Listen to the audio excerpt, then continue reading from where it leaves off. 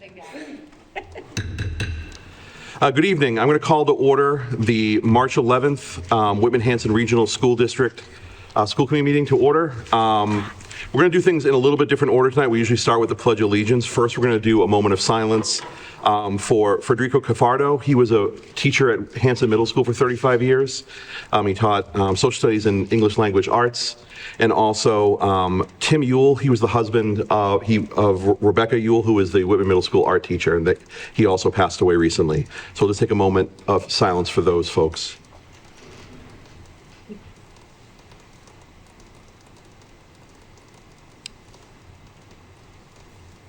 Okay.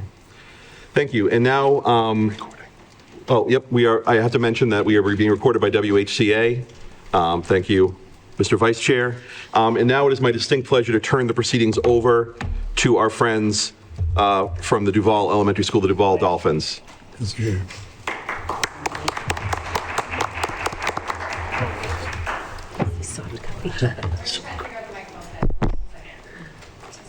I'm not sure if it's going to work, but not bad attitude.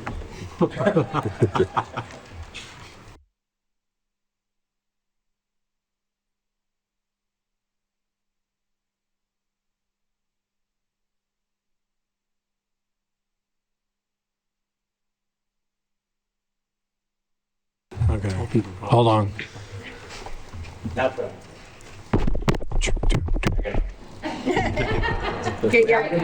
All right. What if they touch the button? No, they're green. Oh, so It's, they're not, okay. there's something going back to the speakers themselves, which I will. Speak up. You gotta, Go ahead. Good evening, members of the school committee, staff, and families. Welcome to a very special live episode of Dolphin TV, your fifth grade news stations for Duval School. I'm Keegan Harkins, and tonight we are excited to share all the fun and amazing things happening at Duval School. First, please stand for the Pledge of Allegiance.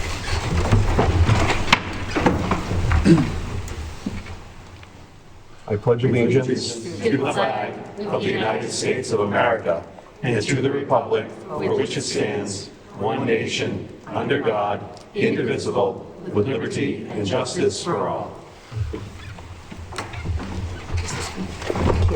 Now, the Duval School March. nice. At Duval, we will be safe, be respectful, be productive, and always be kind.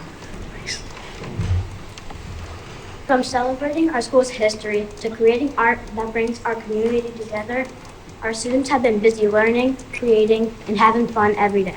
But first, let's take a trip through time with our special decade assemblies.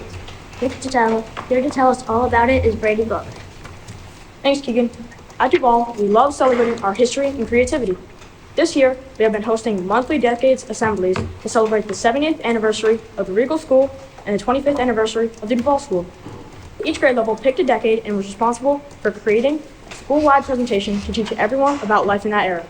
So far, we've celebrated the fabulous 50s, the swinging 60s, the groovy 70s, and the totally tubular 80s. Students showed off what people wore, danced to the music they loved, and shared off all the cool stuff people did back in each decade.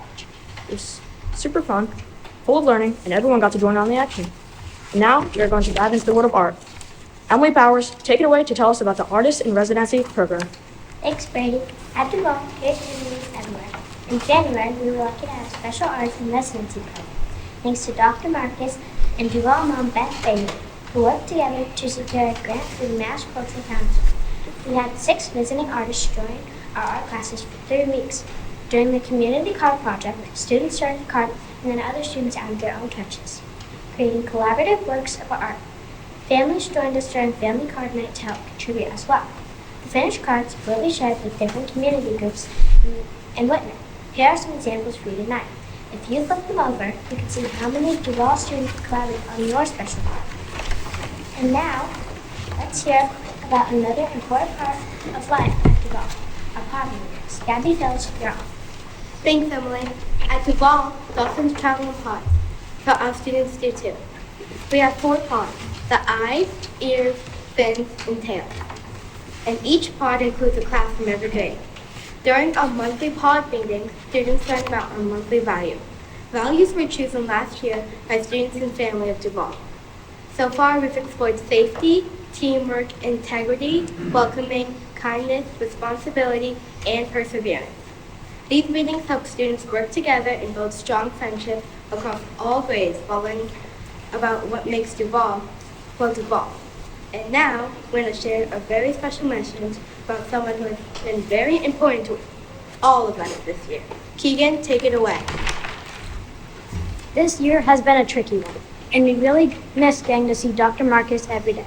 But if anyone is going to step up and help out, it's Dr. Marcus. He really made Duval a loving and fun place, and we know he's going to do the same thing for all the schools in Whitman-Hanson. We miss him very much. We are so proud of him for being brave and stepping up for our school and family. Not only is he a really great principal, he's a really great person too. All students at Whitman-Hanson are lucky to have him, and we love him. Actually, we have a little surprise message for you. Mr. Cook, take it away. Why Dr. Marcus is a good principal, that he's funny and he lets us do a lot of safe things. Dr. Marcus is a good principal because he is funny and he's a good person. His golfing costume is laughing dancing. When he's doing ice cream for us at Heidi's. When it was his birthday and everybody had a photo with him in a golfing costume. So funny, he made a hefty goal. We stayed at his job and he was really good. And it was a really good. He dressed up like the Regal Beagle. And I liked all his good jokes. Nice, he's funny, and he always has a smile on his face. He was kind and nice and also very funny. He's very funny and very nice. He is always very kind to us. He reads books to us and he visits often. He is in charge of everybody. And sometimes he says funny stuff on the speaker.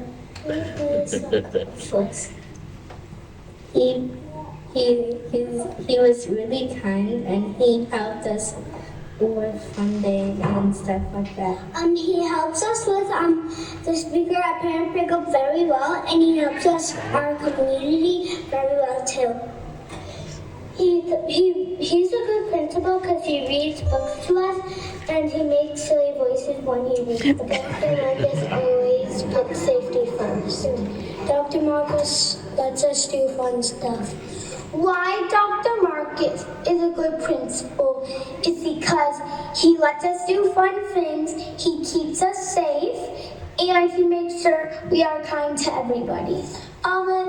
He lets us do fun things here because at the end of the school year, we get to do fun things. He was always funny when he did the announcement. When he came into our decades assembly and did funny dance moves. And he was a hard worker. He was always kind. And helped kids. And be nice. He was really funny and he helps others and he has really funny jokes. He also makes a good principal because he helps someone else. Very nice. People doing dance moves are supposed to be funny. Yeah, I feel a little cheated. I'm going to cry at every meeting. There's comedy. Yeah. Stand up. Can we give a little stand up? There's more, there's more. Yep. Have a great evening to all the Panthers and Dolphins out there. Thank you, guys. Good job.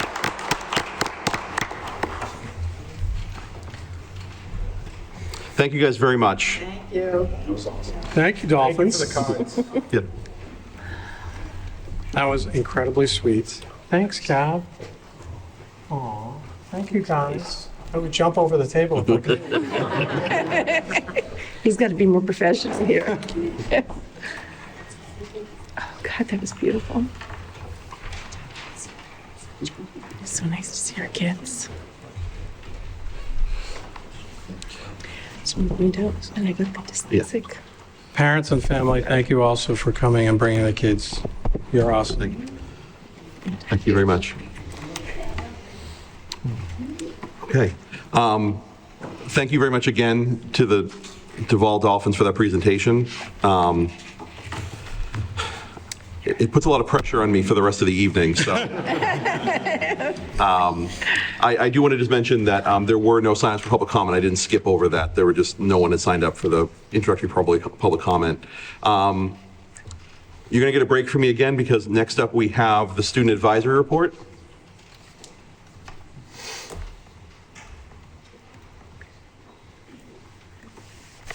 Hello, that's going to be impossible to follow up on. But good evening, school committee. Thank you for giving us the space to speak tonight. We'll be given a brief update on our goals this year and how we've been doing with our progress. And many of these are still in the works, but we do have more to report back next month as most of these events will be taking place within literally the next week. So. First, we're starting off with our second annual spring cleanup, which is scheduled for next Friday, which is March 20th. We have collaborated with the National Honor Society and Science Honor Society for volunteers, and we are excited to make the campus nice and clean for our upcoming spring sports. Last year, we were able to collect 20 bags of trash and bottles, and we would like to collect even more this year. That is going to be an event that would be collaborated across other volunteers as well, across from National Honor Society and Science Honor Society as well. Next, some updates from our project within the courtyard. With spring right around the corner, we are still working diligently to get the courtyard in great shape for students to use during after school, or even during seminars. We have reached out to Mike Driscoll to get stoppers for the chairs and spray paint to refresh the furniture. We are also planning to have a collaborative community service event with Key Club to plant flowers once it is nicer out. We also plan to reach out to to the Art Club to help us with painting the furniture and making it even more beautiful out there. We hope to complete this goal by the end of the school year so that students can use the beautiful outdoor space not only this year but for many years to come. We also hope as seniors that the courtyard will turn into a responsibility of student advisory and that it will become a functional workplace for the entire school. Lastly is our school calendar. During our meeting with our principal, Dr. Jones, we came up with a new idea of having a school-wide calendar that could be posted in the main entrance of the school for everyone to stay updated on club meetings, sport games, after-school events, and much more. Although this idea is not fully finalized, we think it could be a great addition to the school and the community in general. This calendar could also be another responsibility of student advisory, so it will stay neat and informational throughout the entire school year. So we're hoping if you're an officer or advisor of a club and you know your meeting is on a specific day, you'd be able to go update this calendar so all teachers and staff and students would be notified of everything taking place. Lastly, two other small add-ins. We did have a meeting with Dr. Jones about junior privileges, so that should be coming soon if it's not already posted. And then we're also hoping us 5 student advisory members can do a welcome sign Wednesday with Dr. Jones just to interact with students a bit more and kind of get our ideas more out there. But we hope to have more updates about the spring cleanup, courtyard, and calendar to the next meeting. Thank you again. Are there any questions? Ms. Blackman? I was just wondering, I love the idea of this community calendar type of a thing, and I'm wondering if there's any way that there could be an area on a website or something along those lines where that information could also be reflected. The past couple of meetings, your group has been so informative about updates about the sports scores, about what was coming up, things like that, and because our school does not have, the high school does not have a newspaper of any sort, I think that having some sort of an outlet for people to have that information would be really valuable. So just throwing that, not that you need something else to add to your list, but I just think that if you're going to create some sort of a community calendar, I wonder if there's an online idea and if there could be on school monitors or something like that, if that could be projected, just an idea. That's great. Yeah, we do have like a Panther press that Dr. Jones kind of sends out. of like all the big upcoming dates, but it doesn't include any clubs or anything kind of like that. So we could either add to that or try to like make a website or something along those lines. So the Panther Press, I believe, only goes to the high school families, and it is not something that the community has access to. Okay. So unless that were added to the district website, maybe, so that. Done. So, just thinking it would be nice for the public to be able to see all the fabulous things that are going on. Yeah, that's a great idea. Thank you. Okay. Ms. Stafford? So, in response to what you were talking about with athletics, we want to congratulate Amanda and the rest of her team for making the Final Four. It did me out of happy. Great job. Great job. Anything else? All right. Oh, I just Ms. Gifford. also, all three of you were on the Unified team last week, and I was here for that. My kids are in the middle school and on the Unified team, and I just thought it was, Dr. Marcus, I saw you hiding, running, not hiding. I was hiding, you were running. I was doing. But it was just such an awesome night, and I just, I thought it was really awesome, and I don't know how many community members. I thought the gym was pretty packed, which was really awesome, and it was great. It was really fun. So I hope that, I don't know what the Unified season is or how that goes. I know that there's a track typically, but I just want to commend you guys for that because it was really great to watch and see. It was a lot of fun. Just one other question. I know you guys have the pantry down in the, are you needing donations still? How are you guys doing with keeping that stocked? So far, it's actually been pretty stocked. People have been going down and kind of keeping it updated. With the snow, it did get a little bit needed a cleaning. So we were able to kind of wipe it down, throw some stuff in it, fix the buckets and everything. And I did update it on Facebook so people were aware of it. But then we also have a bucket in the school that has been full the entire year, people just dropping off in there. So usually we can just bring it down and kind of restock it if we do need anything. But it's been pretty successful so far. That's fabulous. Thank you for doing that. Thank you. Mr. Boyce? I think Gianna had put on the Whitman 02382 page on Facebook about that. Thank you for getting that message out there too.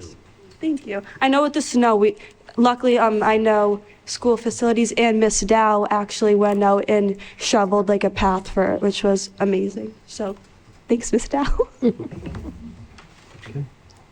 Anything else for the advisory?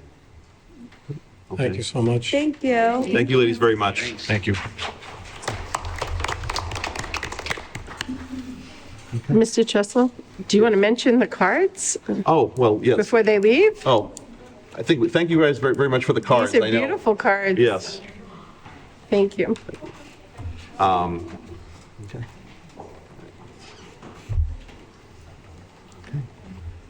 All right. So next up is the superintendent update from Dr. Marcus himself. Thank you. And I'll clarify on the cards. We wrote a grant at Duval to the Mass Cultural Council for $5,000 that funded several artists who came in January and taught the students K-5 all different art techniques. And the kids made 2 cards. One card was for them to keep, and one was for the community. Kind of went up on the ones that they got to keep, they didn't take their own. They got one from a store. So they went to a store on an evening in January, and then one was going out to the community. Hence, it's going out to you all as part of the community to say thank you for your service. So that's that. So that's better. A couple things. I wanted to note that I got a nice email recognizing James Kozak, who I think is still here. Yes. And it was from Peter Erbland, who is a leader in the Massachusetts VEX robotics program. Mr. Erbland recognized James as the Volunteer of the Year for the robotics program, and he noted James's tremendous commitment to the program as well as his compassion towards students during the competition. So congratulations, James. Thank you. I want to give a shout out to the IT department.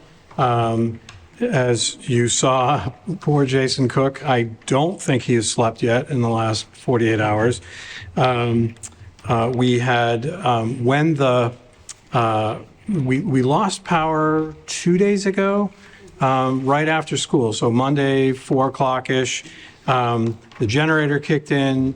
There was some work in order to make sure that that was feeding the school. That was all set.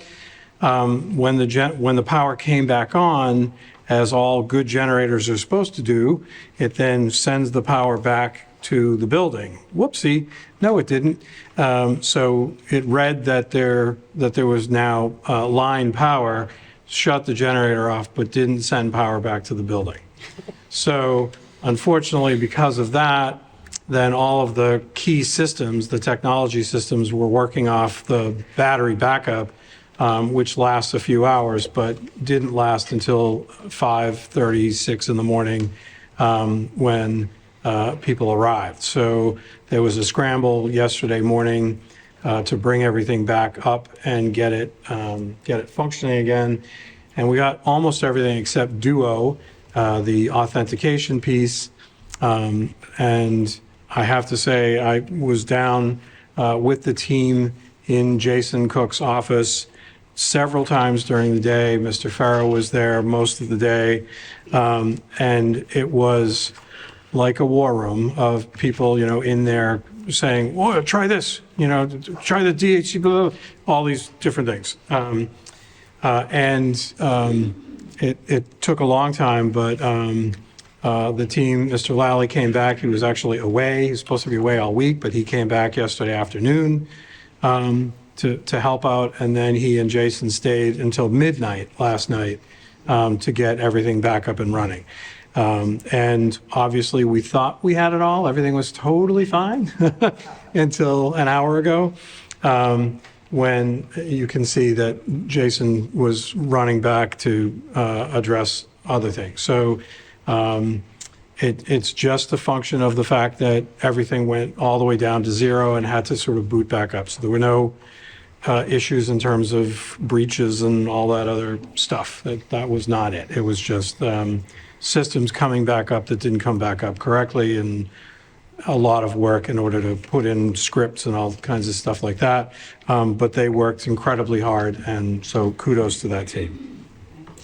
And then just an FYI that Mr. Tressel, Mr. Wells, and I met with the Whitman Finance Committee last night.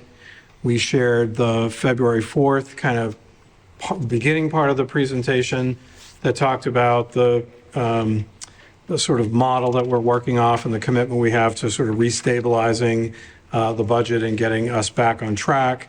And then we shared the document that we had shared with you all last Wednesday. We shared with them that lays out all that detail of the budget. It was a great group, well received, some good comments and good questions. And it was a very productive meeting. And we're meeting with the Hanson Finance Committee on March 24th to run through the same presentation and take any questions from them. So that's my update.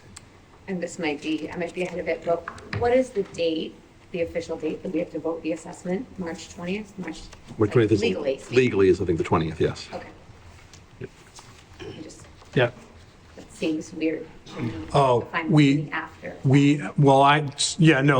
good question. I proposed the 17th, but they couldn't do it. Okay. So, yeah, I was trying to do it before the 20th. Yeah, but, yep. Perfect, And actually, the initial idea that they had asked for it last night, but we had already committed. So, yeah, thanks. Good question. Okay. Giselle. Just in the future, and I think we touched on this at the, we touched on this in, your interim, so this is more to my chair. In the future, if we could start to have these meetings in the fall before the budget is put together, we can give a preliminary budget and a general sort of. Yeah, and we discussed that last night with the FinCom, that, and we had meetings last week which we touched on with the Hanson Select Board, and 2 weeks before that, we had a meeting with the Whitman Select Board where we floated the same idea that we would start having meetings in the fall to start working on this earlier, because obviously we are, to Ms. Niffin's point, we're voting an assessment and then we're going to tell them about it afterwards, which is not ideal. So, but really trying to work early on to get kind of the table set for all the three, we keep saying the word tri-board, but the three boards, the school committee and the Whitman Select Board and the Hanson Select Board. I appreciated that you were excited enough to, you wanted to add to that, but I wasn't done. So thank you. But I do appreciate it. But the reason I'm saying this is during the assessment process, when we assess our EQV and the ability to pull money, usually best practice says that you know what your budget is for your town, because there is some flexibility. You won't leave anything on the table for new growth, which we have in the past. We've left millions of dollars in Whitman on the table for new growth. So you will understand that maybe you don't have that flexibility. So it's important to have that even before we set the assessment, and it should be part of the assessment number that we're having that discussion. And then back to thanks. Ms. Blackman. I just want to suggest that it might be beneficial if, rather than whoever you or the chair and the superintendent having to go to 4 separate meetings with selectmen, FinCom for each town, that you might want to try to see if you could find one meeting where everybody comes together, so that, it doesn't put people out as much, because I think that I appreciate what you're doing with going to all of these meetings, but that's an awful lot of meetings to have to go to, and important meetings to go to, but still, it would be nice if for some of them you could at least try to group everybody together. I think that would be fair. Yeah. Pizza party. Yeah, sounds good. Venus is a great place to. Okay. Maybe the vocational assessment would be done that way. You had a really big party going. All right. And then I think we wanted to turn it over to Mr. Wells for our business director update. Yes. Excellent. So in your packet is the new budget, year-to-date budget report that we're putting together and going to be presenting to you probably more frequently this year than these are normally quarterly reports that we provide to you. I think this year we're going to do them a little more frequently just because of the nature of the year. So we've put this together, and the attempt here was to get a report that is going to provide you not just with the general fund and where that stands, but all the financial accounts that you are responsible for as a school committee. So that covers everything from down through your grants, your capital, and everything. So it's all included in here in different form and different pages as we move through. The structure, so important to kind of note before we get started is what we're trying to do here with this number. You see some negatives. We're trying to protect that E&D number, which we anticipate certifying at $600,000. So we want to minimize the use of that E&D because that is, again, we talked about this a little bit last week, that's our protection for the district. If we have anything that happens that has to be an emergency situation or anything, that's where we kind of draw from to try and protect ourselves. So we don't want to use that to finish out an operation if we can really start to pinch down and try and control our expenditures as we move through. I'm so sorry to interrupt. I just wanted to ask, the TV screens are still projecting Dolphin TV. Is this something that we have to project to the audience? Okay, I do apologize. My laptop is not operable. Right, no, I found out a few hours ago. fine. So. I just wanted to, I didn't want to leave information not shown. I didn't want anybody to think we were not doing that. Thank you. Can you add the percentage of the budget that our current E&D is? Can you add what percentage of the budget our current E&D is? We're allowed 50. What percentage of the budget are we allowed, and what percentage is this? You're allowed no more than 5% of your budget as E&D, and most districts don't approach that. You want to be careful about approaching 5% because if something in the audit gets disallowed and all of a sudden now you're over the 5%, then that money was money that you could have used. You said just what percentage do we have? What percentage is this? 600 it's somewhere in the range of a little below 1%. It's not fantastic. Like, you know, roughly about $3 million is where the maximum of our E&D would be. It all depends on the budget, but we want to keep it probably around, like, ideally you want to keep around about $1.5 million. I think that's like a safe number to kind of be sitting at with your E&D. You know, it's going to take us some time to rebuild back to that because we're going to be focusing on rebuilding the budget and getting needs back into the budget before we're thinking about really rebuilding that E&D number. Okay, thank you. Yep.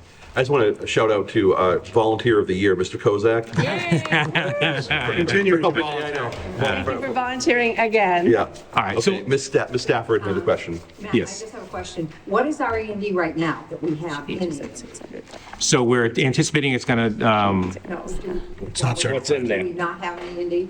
From last year? So last year's, so we are anticipating it certifying at 600,000. No, the year before. Like, was there money in the till before? I'm not sure what it certified at the end of the previous year. It was certified around 600,000 at the end of FY '25, and then once 26 began, you can't touch it until FY '25 gets finished and Right, but certified. we have E&D before It's this. about 600, yes. 600, so this would add, whatever gets certified would be added to that? No, it's kind of, it.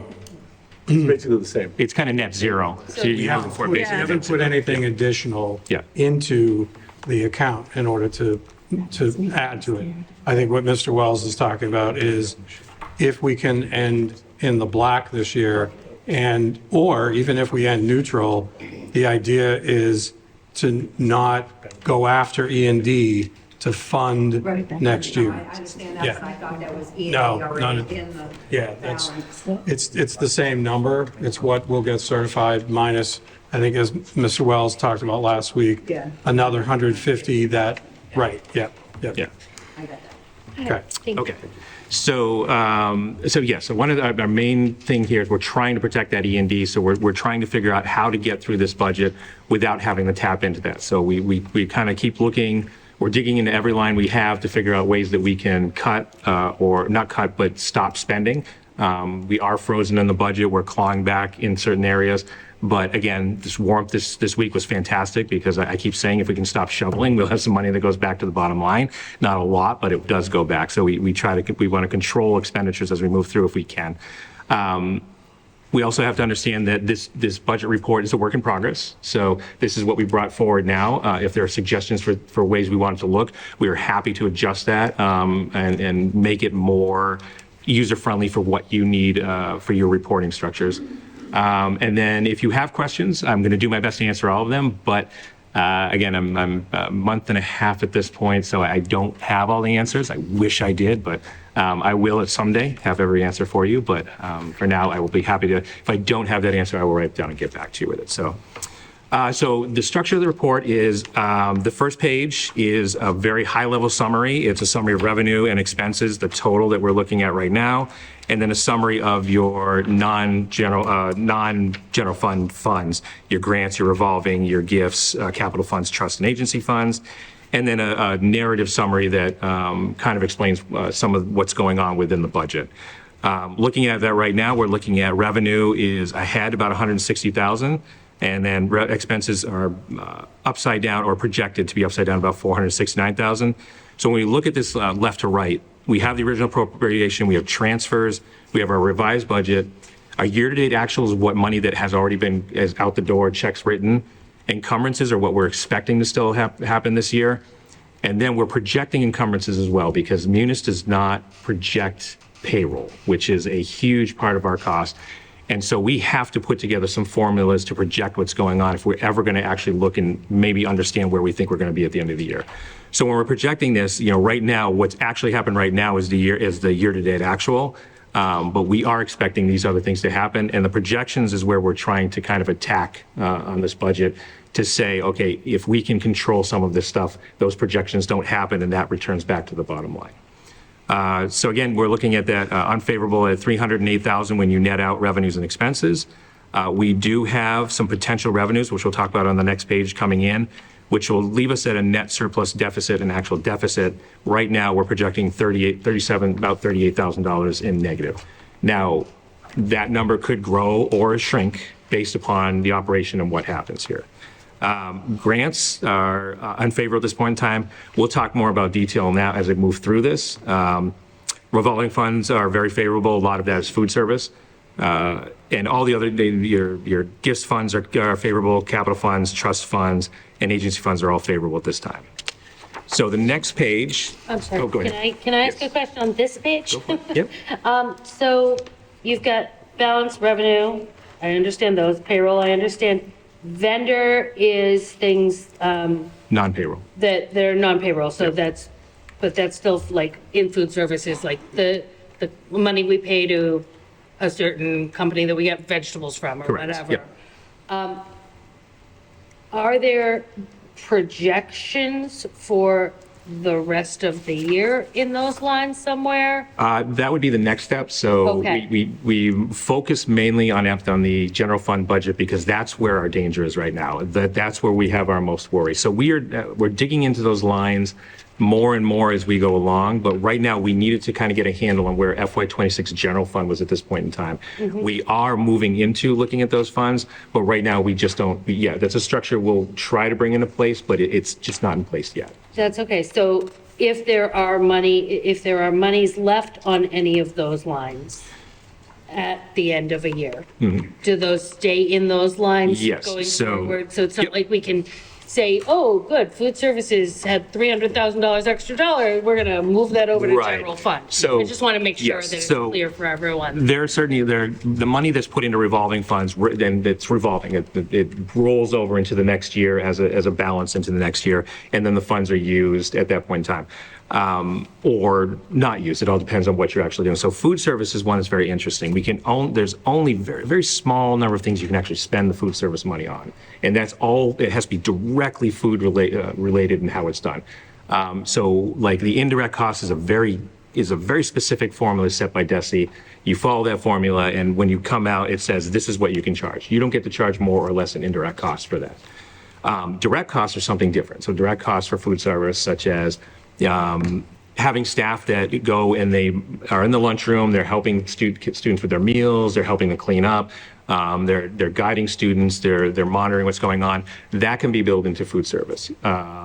Items such as the custodians that clean up before and after setup, those costs can be charged into food because they're direct costs that are directly related to the food service program. So those we can charge to that account. But other than that, like, it's limited what you can actually do. If you're doing improvements in your cafeteria, yep, you can do that. That certainly is allowable as well because you're actually improving something that has to do with food service, buying equipment for the kitchen. So it has to be specifically related to the food service. That one's that's a tight account, but it does have a considerable amount of money due to universal meals.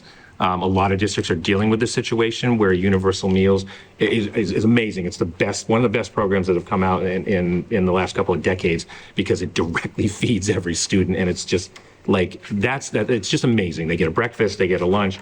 If kids are still hungry, they get food. They can buy snacks through account, but we make sure the kids they are fed. They're getting a good meal. We know they're getting 2 good meals a day. So it's a great program. The money that's coming in, it was a little surprising, I think, for a lot of districts because it's building into that account. You're really, in revolving accounts, you're only supposed to be carrying over 3 months operating expenses in those accounts. Every district is dealing with the same problem where we're above the 3 months operating expense. However, we also have a federal administration that has already gone after those food service funds at one point in the past couple of years. So we're, as business managers, we are concerned about that. So having that balance in there is sort of a little bit of protection to say, okay, if they just decide they're going to stop funding this program at the Fed level, we know we can survive to the next administration, which is sort of what we're looking at with that money. So we keep that balance a little bit higher, and those conversations we're having with DESE and they're not coming after us about that because they know that we're all kind of protecting that money for the same reasons. There are plans in place. Cafeterias, I don't know the last time you were in a cafeteria when it was full of kids, but it'll literally split your head open. It's so loud. So like there are things that, if we end up in a situation where we're like, okay, we got to spend this down, like noise deadening devices within the cafeterias are a great way to spend that money. In the elementary, what I've done in previous district at the elementary level is getting sort of interactive manipulatives that go on the wall or permanent on the wall, which allow kids to kind of work with them. That is in the cafeteria, so it's chargeable to that. It helps keeps the kids kind of entertained while they're in there. So you can use the money for that. So getting creative in those ways is fun, and sort of a lot of business managers we're talking back and forth to try and figure out different creative ways to actually get some of this stuff done. So that's one specific revolving. Thank you. Okay, so this is it's a very high level summary. As we work down through, we start to broaden out how we're actually looking at the numbers. And what I like about doing it this way is that it makes analytics a lot easier, because you can look and see where you have your largest risk or where you're really overspent, and you can go and focus in those areas and look at a smaller subset of lines. So when we look at the next page, it's the major DESI function code. So that's your 1,000, 2,000, 3,000, 4,000, 5,000, up to 9,000. Very high level summary. But when we look at this, we start to see the story starts to play out on itself. So we have that revenue, and that revenue is favorable because our Chapter 70 is higher than what we had budgeted for. We have a few other costs that were also smaller costs that are coming in higher than we anticipated, but we also have a capital line that's lower than anticipated at this point in time. So it's offsetting and coming down to a favorable 160. District leadership and administration is currently overspent by $258,000. That is very specifically being driven by one line, the business office other expense line. Thank you. That's mine. I own that. For your time, though, we just want to clarify. Hey, a month and a half. I'm knocking it out of the park here. So, and it wasn't me, so I can say that. The overspend is due to the ongoing audits. So the audits are costing us a lot of money because. So when you have audits, you usually encumber those funds, and then you get to the end of the year. If you didn't complete the audit, you have the funds encumbered. So when you get the bill, you hit back on that previous year. Those encumbrances don't exist. We hit the end of the year. The process here has been to hit the end of the year and close out those encumbrances, and therefore all the money closes to the bottom line, and then we move forward. If you know like specific expenses, you're really supposed to keep those encumbrances open. So I know I have a W.B. Mason bill that's going to come in because I bought paper at the end of the year. I don't close that encumbrance. I keep it open. Audits are one that really should stay open, but they didn't for some reason. So now all those audit expenses are now hitting in this fiscal year. That's all hitting on the business office other expense line. We had the staffing agency where we had our staff accountant was working through. We have hired him, which was a great decision to hire him in. Very, very great asset. He's really going to help us get through a lot of this stuff. But those costs are in there as well. And then there's we cover credit card fees that are associated with fee payments that when parents pay, we cover the credit card fees of them paying us with their credit cards. Moving down to instructional services, that's favorable at this point in time, and that is the favorable lines. All the paraprofessional lines in all buildings are slightly favorable at this point in time, and they all add up to that favorable balance. Other school services. Other school services is the 3,000 line. That's items like transportation, student activities, athletics, all fall in the 3,000 series. Unfavorable at this time on other school services, and that is an increase in specialized transportation, including McKinney-Vento. 4,000 series is currently favorable at this time. That's also due to the budget freeze, and a lot of the lines that have been frozen, I think almost all of the lines that have been frozen are within that area, so that's where a lot of our clawbacks are coming from. Capital has nothing, our benefits, so that's what's driving that negative. Capital does not have any costs associated with right now on that line. Debt service has the one debt service left to us, which is the high school, and that's hit on that. And then the 9,000 series are programs with other school districts. This is our tuitions, out-of-district tuitions, collaboratives, all fall within that section. And right now, that favorable balance is driven by the collaborative line is favorable right now. So down at the bottom of this page, this is where I talked about we have some potential additional revenues that are going to flow in that are going to help us with offsetting this over expenditure that we're sitting at $308,000. And those are transportation from the cherry sheet. The cherry sheet number is slightly higher than what we budgeted, so we're anticipating bringing in about another $90,000 there. The charter reimbursement based on cherry sheet versus budget again is about $23,000 favorable, so we're going to see a little more revenue flowing there. And then school choice as well is not budgeted on the revenue side, so that flows in, and that is money that is favorable. And all of this adds up to $271,000 of additional revenues that are coming in outside of Chapter 70. Chapter 70 is already captured in the revenue line, so that's where we're getting the net of being unfavorable, about $37,000 right now. The next 3 pages are what we call them. Oh, go ahead. I'm sorry. I should ask for questions before I move on. Sorry, just a real quick question Yeah. on the operations line, 4,000 specifically. Yep. Obviously, I would assume there were a lot of operations, labor, and expenses related to the storm and the cleanup activities and this, that, and the other. How current is this inclusive of that, and is that inclusive for that? This is capturing a lot of it. So the way that we did those, we have, in that projected encumbrance expenses line, we projected that we were going to have some needs still. So even though we have a lot of savings that we clawed out of there, we left monies on those lines because we knew we were going to have more expenses. We were sitting at the beginning of February. You can't say I'm not going to shovel again. You just can't do it.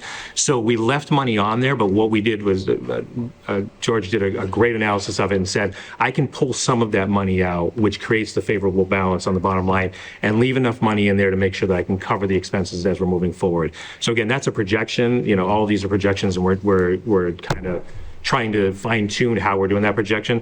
And this is where the hope that, if we can, continue to have these beautiful days, I don't have to heat the buildings. If I don't have to heat the buildings, I'm not sending money to the gas company, and that money can flow. I can lower that encumbrance and that projection, and that money flows to the bottom line. Okay. I just wanted to clarify real quick. So I guess my question, I think we had to bring a crane over to Conley to get snow off. That is not something that is projected. Not projected, but it still fell within the money that we had held aside in that line. So it was still within it. We're doing pretty good on that line. It's again, it got nice and warm. A lot of stuff melted off, so we're feeling pretty good with how that hit. Mr. Farrar, do you want to speak to it a little bit? No, I was just looking at, that was the snow and inclement weather line. That bill was approximately $2,400 for that crane for 4 hours, and that fell within the allotted limit that we left open, and it's still a frozen amount that hopefully we get through with no more storm, and we'll see some savings on at the end of the year. Yeah. Matt doesn't close it out. Thank you. So this is, a lot of times when we see, and of course this comes back later on, reimbursements for real states of emergency. We did see a state of emergency, and I know that there is some, you can overspend that line. It's the only one that you don't Yeah, want to, but you can. it's snow and ice you can overspend. That's it. That's one of the few that you can carry a negative balance into the next fiscal year. If they do make monies available, we're looking at a 9 to 12 month process on claiming that money and before it comes in. So it isn't super effective for the current fiscal year. It does eventually flow back in, and you can, you receive it as miscellaneous revenue, you clear it up to E&D, and then it becomes money that you can use. But it's wonderful that they reimburse and that we get money back, but it is so delayed when it finally comes in. Okay, then, Yeah. so just sort of Yeah. wondering, is there anything that we're going to get back in terms of that? Yeah, I mean, we'll chase money, but we haven't received anything to say, hey, we're looking to pay you to give you some money back. They're usually pretty good about that. All of a sudden you get an email, like one person gets that email and the entire, industry knows that money is now available. It's not long, even if you were, you're taking a nap and you wake up, your phone is buzzing, you're like, what's going on? And it's everyone tells everybody about it. So we haven't really heard it yet. So it's like, Let us know when you get that email. when it does, we're going to charge. Yeah, we're gonna chase right after. We're keeping track of the money. So, Perfect. Ms. Blackman? I was just wondering if, after last week's vote of the, to approve the Unit D contract, if that additional, the COLAs had been added into this. We have those funds encumbered in the projected expenses column. So we are carrying that number in there. We can't actually make the adjustment until we have the fully signed MOU, obviously, because I won't move forward with any financials until we have a signed contract in place. It's one of the pieces of sound business practices we have to return to. But we do have that encumbered, and we have it captured in here. So when it actually happens, that money will be unencumbered, and it will flow to the lines that it should be flowing to. Okay, I just wanted to make sure that it was calculated in. Thank you. Yeah. We keep getting little like, oh wow, we got to make sure we're accounting for that, and that's why we keep attacking all these different areas. We keep attacking to, if I can take 10,000, 5,000, 1,000 in different places, I know that something's going to come along, and I'm like, it's gone already. But if I can try and get ahead of it a little bit, maybe I can. So when we threw that in, that's a sizable, and it was like right around 80,000. 80,000, 85,000, right in that range. It was like, that's going to drive that number even further negative. But we had already made a couple of like little things that we had done some analysis on and said, oh, hey, we can do this and help to support the budget to reduce the number. So it's not going into the black, but I'm not going too much further in the red yet. So we seem to be, I appreciate that. we seem to be holding off the wolves, I Good. guess, at Thank this you. point in time. We're taking some bites, but. So I know you haven't been here very long, but the $632,000 overage in the 5,000 series, the benefits and fixed charges? Yep. I'm assuming you probably haven't had time to do the analysis on this yet, but when you do that, I would love to know the breakdown on that. So, yeah, From Plymouth County assessment, health insurance premiums, kind of what that breakdown looks like. Yeah, that's a big one that, it's a big number. So we've already started looking at it because it is benefits. So this is what sort of drove we have to project at this point in time, because when we looked at the numbers that were being talked about over the past couple of months, we didn't have projections in there. So we were looking and saying, oh, okay, so the bottom line is here right now. And then we were moving from that point on. It was like, wait a minute, we're not projecting in any of these lines. So we were looking at that. We're digging into the health insurance, all the different lines that flow into that series. And we're trying to get a full understanding of exactly what we're looking at for numbers. And then we'll come back with a better understanding once we have that. Okay, so moving on to any more questions on that? Just I gotta remember to ask you if you have questions before I move on. All right, so the next 3 pages are what we call, what are the sort of the minor DESI function codes. So within 1000 series, you have 1110, 1210, 1220, 1230, 1410, 1420, and it kind of rolls down through in all of these different lines. And these are very specific as to getting more specific as to what actually is charging into those lines. So as you roll through that and you look a little bit further, you can see business and finance, which I love to keep pointing out because that is me, is the one that's overspent by $288,000. And as we talked about, that's the audits and the accumulation. It's all hitting on one line within business and finance. So as you go down through this, you'll see sort of the larger things. So some of our teacher lines are favorable, some are unfavorable. We continue to scrub through those. We know that at the beginning of the year, a lot of cleanup had happened because we had teachers that, may have taken a job here and taken a job here, and they were still charged back at a different school than the one they were actually worked in. So a lot of that cleanup has happened, but we still are going through and doing some of that cleanup and figuring out where these lines are unfavorable and digging into the more detail on that. So yeah, so this minor DESI function code is a little more detailed look at what's going on. And one of the items I like to point out is when you get to the bottom of page 4, 9100 is tuition to mass schools. You can see there's a huge negative adjustment that I'm putting there in that projected encumbrance, the $1,899,432. That's the circuit breaker adjustment. So that's the money that will be a journal entry will be done to move expenses from this line onto circuit breaker, spending down our circuit breaker allotment that we have for this year. So, and again, with circuit breaker, the way the money flows in is it comes in quarterly at the end of the quarter. So at this point, we have about $600,000 sitting in there. We may do a mid-year journal entry to move that $600,000 right now. And at the end of the year, do the final adjustment to move it down, to make the final adjustment of journal entry to balance that line out. We can't move the full $1.9 million right now because the money's not there yet. It hasn't arrived. So we have, and then looking up through here, insurance active, you can see we're projecting about $1.5 million still to go this year. And, a lot of these projections, we're looking at we're actually moving towards where we're going to actually start doing what we call a soft close on the months. So we already are meeting as an accounting team and having these conversations on a weekly basis. What we have to do is start closing out the months and start getting cleaner on our projections as we move through. So an actual comes in. Do we have to reassess our projection for the year? Let's take a look at it and get a new number in there that actually is going to be our expectation of our activity. Any questions on that? Okay, so now the next pages 6 through 14 is the line by line exactly how the expenditures are occurring. And it's every individual line, so you can look at this and you can see detail where we're up, where we're down. And again, when I look at this, I go back to the 1410, which is the business office, and looking at that business office, business and finance, other expense line, and that's the one that's so grossly overspent. And that's where we have one line where we have a lot of different actual expenditures drive onto it.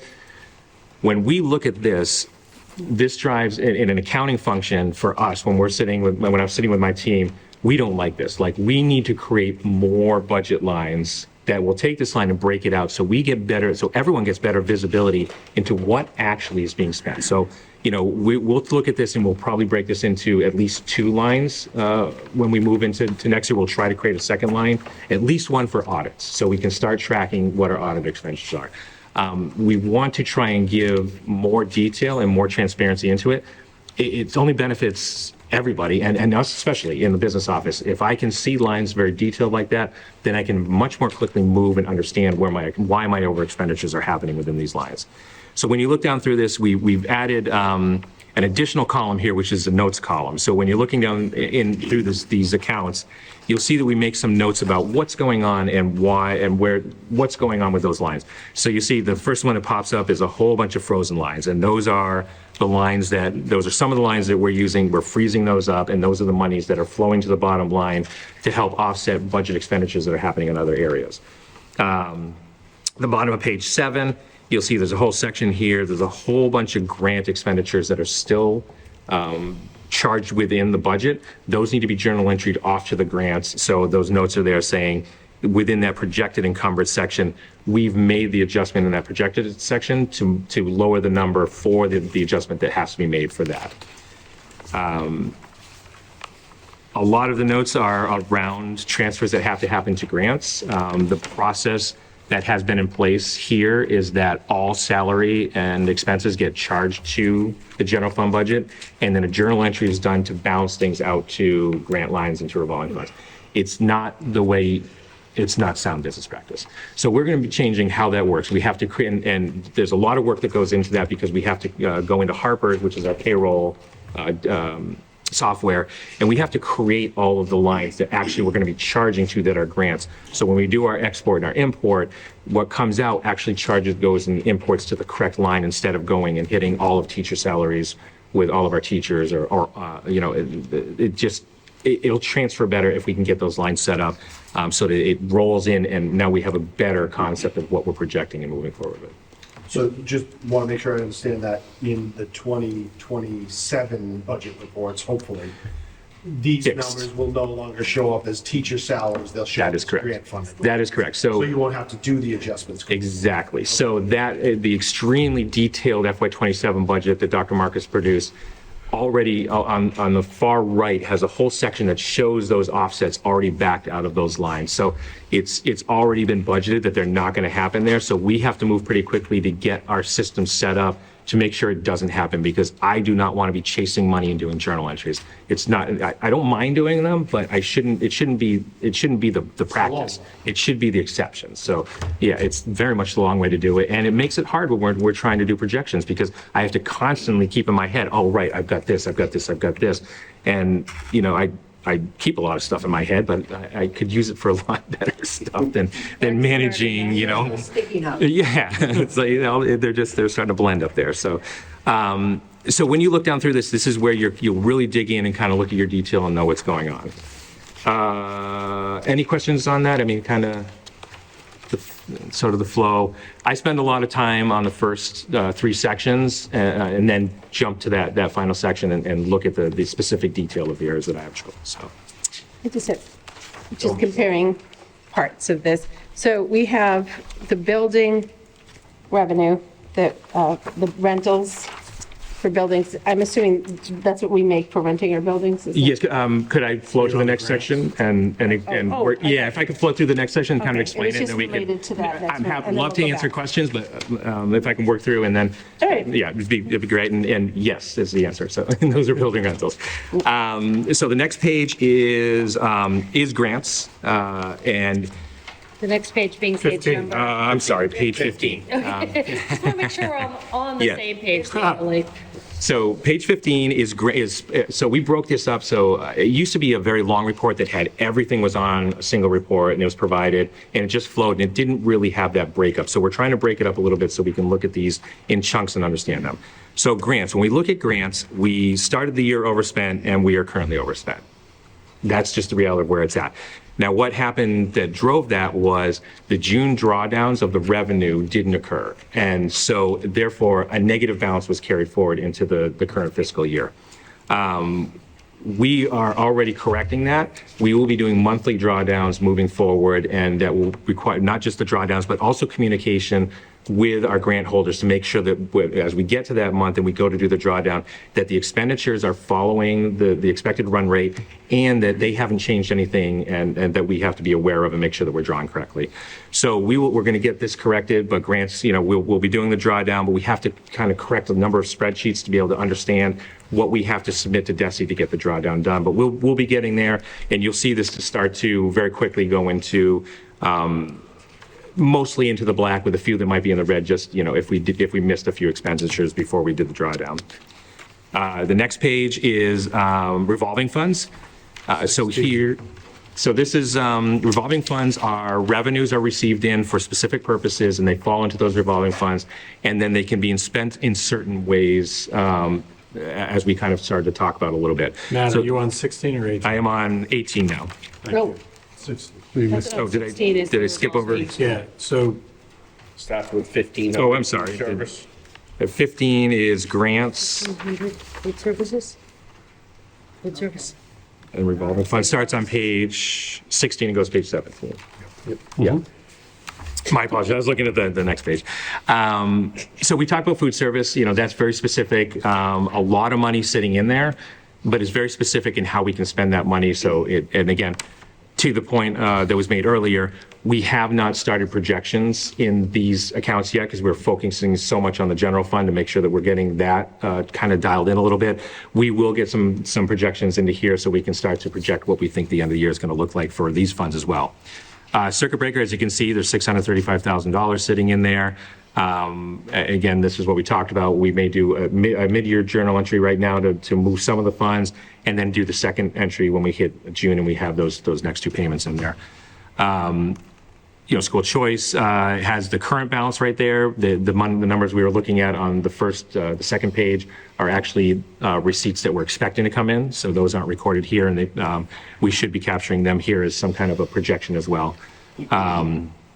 So these are all, again, they're very specific to money that's collected, and then the expenses that hit them are also specific to those types of collections. There was a question about use of building. Use of building is rental fees for any organization that uses it. So if you have an organization that is a local organization, they may not pay rent, but everybody pays the custodial fee associated with it. So the custodian should, in theory, get paid out of this. Then the revenue flows into it, so it becomes cost neutral by offsetting itself here rather than hitting on the budget. Those are practices we need to get better at. This is us leasing buildings. Okay. yeah, what page is it? Oh, here it is. 4103. Yes, for 103. No, we just have another one that is the opposite, is 5350. It's not on that, it's not on the revenue, it's in the expense account, and it's zero. But my assumption is that is us leasing something opposed to somebody leasing, because that ends up being zero. Yeah. Okay, so that's just one I wanted to clarify. Yeah, good question. Ms. Niffen?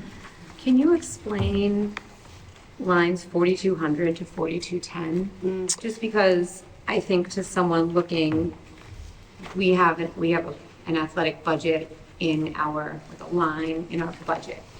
Yep. But, and I guess as someone who sends their children to some of these camps, I was under the impression that they were fundraising camps for those specific programs, so could you just speak to how these revolving accounts work and how, Sure. particularly athletic fund, like if you look at those big numbers. The 4200. Yeah. Yeah, so 4200 line, that is our main athletic fund. So that is the fund that user fees and gate receipts associated with athletics flow into that account. So a lot of districts, almost every district, I don't think there's any district that is fully self-funded through their revolving fund. because the price for that would be astronomical for the parents. You'd be looking at $800 per student to do one sport. And it'd be every sport. There wouldn't be, there wouldn't be step downs, there wouldn't be sibling discounts or anything like that. You would have to charge what it actually costs you to do the operation. So you always offset, you have a budgetary general fund that offsets a little bit on and the revolving fund. And it's try to get that balance so there is some, so there's parent involvement and they pay for it, but not to the point where we're bankrupting the parents to do Can I it. just interrupt you for 1 second, just to understand? So in our budget, the athletic budget is 250? So there's 3 parts to the revenue for athletics. In the operational budget, in the general line, the general fund, there's $100,000 in a line for coaches, right? That used to be 350 or whatever, and that was cut and all that. Okay. So that's one bucket. The next bucket is this line, which is the athletic revolving account, the general revolving account for the entire district. And as Mr. Wells said, that's sort of the main source of money coming in for bigger kinds of things. Okay. And then there's the third source, which are the smaller kinds of things like uniforms and potential fundraising for like trips and things like that. That goes into the high school revolving account. And that high school revolving account then has split up into volleyball and basketball and, each one of those things. It's not in here. Okay. Well, that's not true. It's a different type of revolving account. So these are what they call statute authorized revolving accounts. So these are revolving accounts that are authorized by statute. That account falls under what would be considered a gift type of revolving account. So those are so did I? So Yeah. The 3 different sources. Yeah. And they sort of pay for different things, which is a little confusing. So that's and that's why. Yeah. So I guess my other question, so if we're looking at track team, that money from that revolving account, would that go to the team if they needed to purchase equipment or something along those lines? Yes. So those monies, so when we're looking at 4202 through 4210, they're very specific as to what the money was collected for. So it can, again, those are one where you say, no, you can only expend it on expenses that are tied to that descriptor. All right. So I wouldn't take basketball money and go buy pizzas for John. Just wouldn't be nice to do. So. What? You said. So wait. I'm Yeah, go sorry. ahead. So I just want to point out in that, because I looked it up, there is a policy in our handbook for athletic camps, and it does state that 5% of gross income from each camp is to be allocated to the athletic reserve account. I don't know if that actually has been occurring or not, but I just want to point it out. So I am a little concerned that it looks like some of these, obviously the athletic fund, we are funding them as well as we should be, so them being in the hole makes sense. I don't know what the Whitman Middle School Athletic Fund situation is, but that also seems to be running in a deficit. So. Yeah. That ought to, if I may, clarify, that's they also run after-school programs, so like a basketball program, things like that. And one of the tricky things, I'm sure I'm stealing your thunder, Mr. Wells, a little bit, but one of the tricky things about the sheet that we have, these are the best numbers that we have based on Munis. But as we sort of dig into some of these specific funds, we're finding that some of the numbers aren't 100% accurate.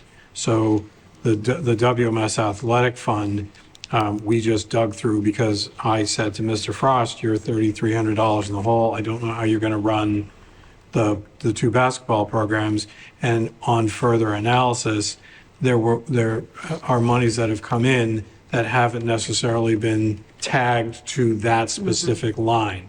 So it's in the bank account, but it hasn't been rolled in or tied specifically to that particular. So that line actually is closer to plus 7,000. Oh. So it's not a use of building. It's the Basketball and Yeah. teams. They have middle school sports. Yeah. And does Hanson Middle School have? They have cross-country and track. But Whitman has cross-country, basketball, and track. Not the time in the budget, but that seems fairly inequitable for both towns to not have the same You access gotta to find someone to do it. things. And our kids play. Just travel. throwing it out there. No. Thank you. Sorry. So, yeah, well said. And all of these, we're digging into all of these different, as we see these things, for example, what Dr. Marcus just said, that, not all of our accounts, the revenues aren't all posted in here. So starting tomorrow, our treasurer is back. She had a small vacation. She's back tomorrow. And my team, one of the first directives they have is to sit down and we're going to do a full cash reconciliation and look at munis. And that means doing the cash reconciliation, probably having conversations with folks who manage the details of these different accounts within the offices at all the schools, and making sure that we have their data sets, balancing it all out and figuring out what that balance should be. And I'm sorry, some of these show no revenue and no expense. I'm assuming that's just because these camps haven't happened yet. Yeah, or they happened and they fully, usually, they've been set up and the expectation is that there's going to be some money coming in and then they're going to do something, and it may just not have happened yet. And same with the next group of revolving accounts, like we're talking summer music, summer science camp, robotics camp, theater program, they have the expense, I'm sure, for the rights to the play that they're doing in a couple of weeks, but Yep. no revenue associated with those yet, just because those events haven't happened. Right. These will change as those events take place, yeah.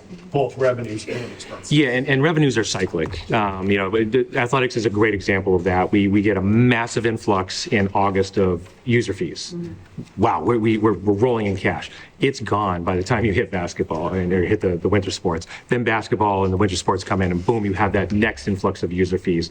So, as we're cycling down through, we spend it down, and then we cycle back in with fees that come and flow back in as well. So, athletics is one that we have not seen the spring user fees yet, so we're going to see that influx of user fees come in, and that in any one of these accounts will be the same type of situation. If I can clarify, Mr. Marks, there are a few of these, like the 3D printer camp, 4221, that we're hoping to recapture. It hasn't run in years. That money's just been sitting there for 7, 8 years, and it's not doing anything. That's why there's zeros in the revenue, in the payroll, because it doesn't work, it doesn't happen anymore. So that's also a piece of that. Okay, thank you. So, Just, and this has to do with policy. We're supposed to be getting a treasurer's report once a month. We haven't for a long time. And that had to do with scheduling more than anything. But now that if we're doing other reports, could we include the treasurer's report, even if it's read by someone else? Because you are reconciling some of the. Yeah, so monthly? It was supposed to be done monthly. It's part of our policy. And it's been something that has not happened. The answer is yes, we will. Thank you. That's so exciting. So again, what we're trying to do is when we're looking at all these financials, and again, we flow through gifts and special revolving. Again, these are specific to the schools. They're gifts that come in. A lot of those revenues come in are directed towards something specific that's going to happen. So the revenue comes in, sometimes the expense happens before the revenue gets posted. So those funds, they flow a little bit better. Capital, trust and agency funds, exactly what they say. Scholarships get spent on scholarships. Capital gets spent on its exact capital item. And as we continue to move through every single day, every single week, we are looking to get back into very specific cycling on how we're actually processing all of these funds as we move through expenditures and revenues alike. Okay. All right. Thank you, Mr. Well. Before we close up, if you could help explain page, I think it should be 16, the full day kindergarten numbers. We have 71. Is that because we haven't had people pay tuition yet, or we've? No, I believe there's no charge for the full day K, is that correct? Oh, there's no charge. Yeah, so it's money that just continues to carry over year to year to year without being We Oh, you're right, authorized we him did the to full. Yeah, other for areas. this. No, it's We did the okay. full thing. But Not We did expensive. I mean, every single one of these accounts, we were like, wait a second, what? That doesn't make sense, Yeah. and then, Yeah. Yeah, I think there's, $71. if I'm correct, there's one with 19 cents floating through here somewhere as well, and that's What? going to be carried over. I think there was one with like 19 cents in it. so we're gonna be fine. Hold on, Can that Sniffen, stuff be Ms. Blackman, I recognize Ms. Sniffen first. So can you close a revolving account, like the full day K, or do you leave it Yes. opening in the case? Like, can you close that and then move that money somewhere else? Yeah, we would make it, Maybe on the function. yeah. You've gone through. We would inactivate it, and it would stay as an account that's always going to be there, but we would inactivate it so we're no longer reporting on it because it's never going to report anything, so. That means we get $71 to spend somewhere, guys. Ms. Blackman, really I'm sorry. No, that was exactly what you Okay, said. right. Yeah. I'm sorry, I was just ready, paying attention. Yeah, that's a periodic process that has to go through as well, as you have to close accounts as you move through, so. All right, thank you, Mr. Wells. I do want to, if no one has any other questions about that, I want to move on to our action items because they are full of action. Especially the first one, which is we're going to discuss FY27 and vote the FY27 assessments to Whitman and Hanson.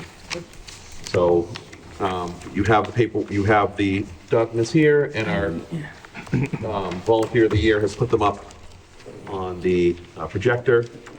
So Dr. Marcus, do you want to?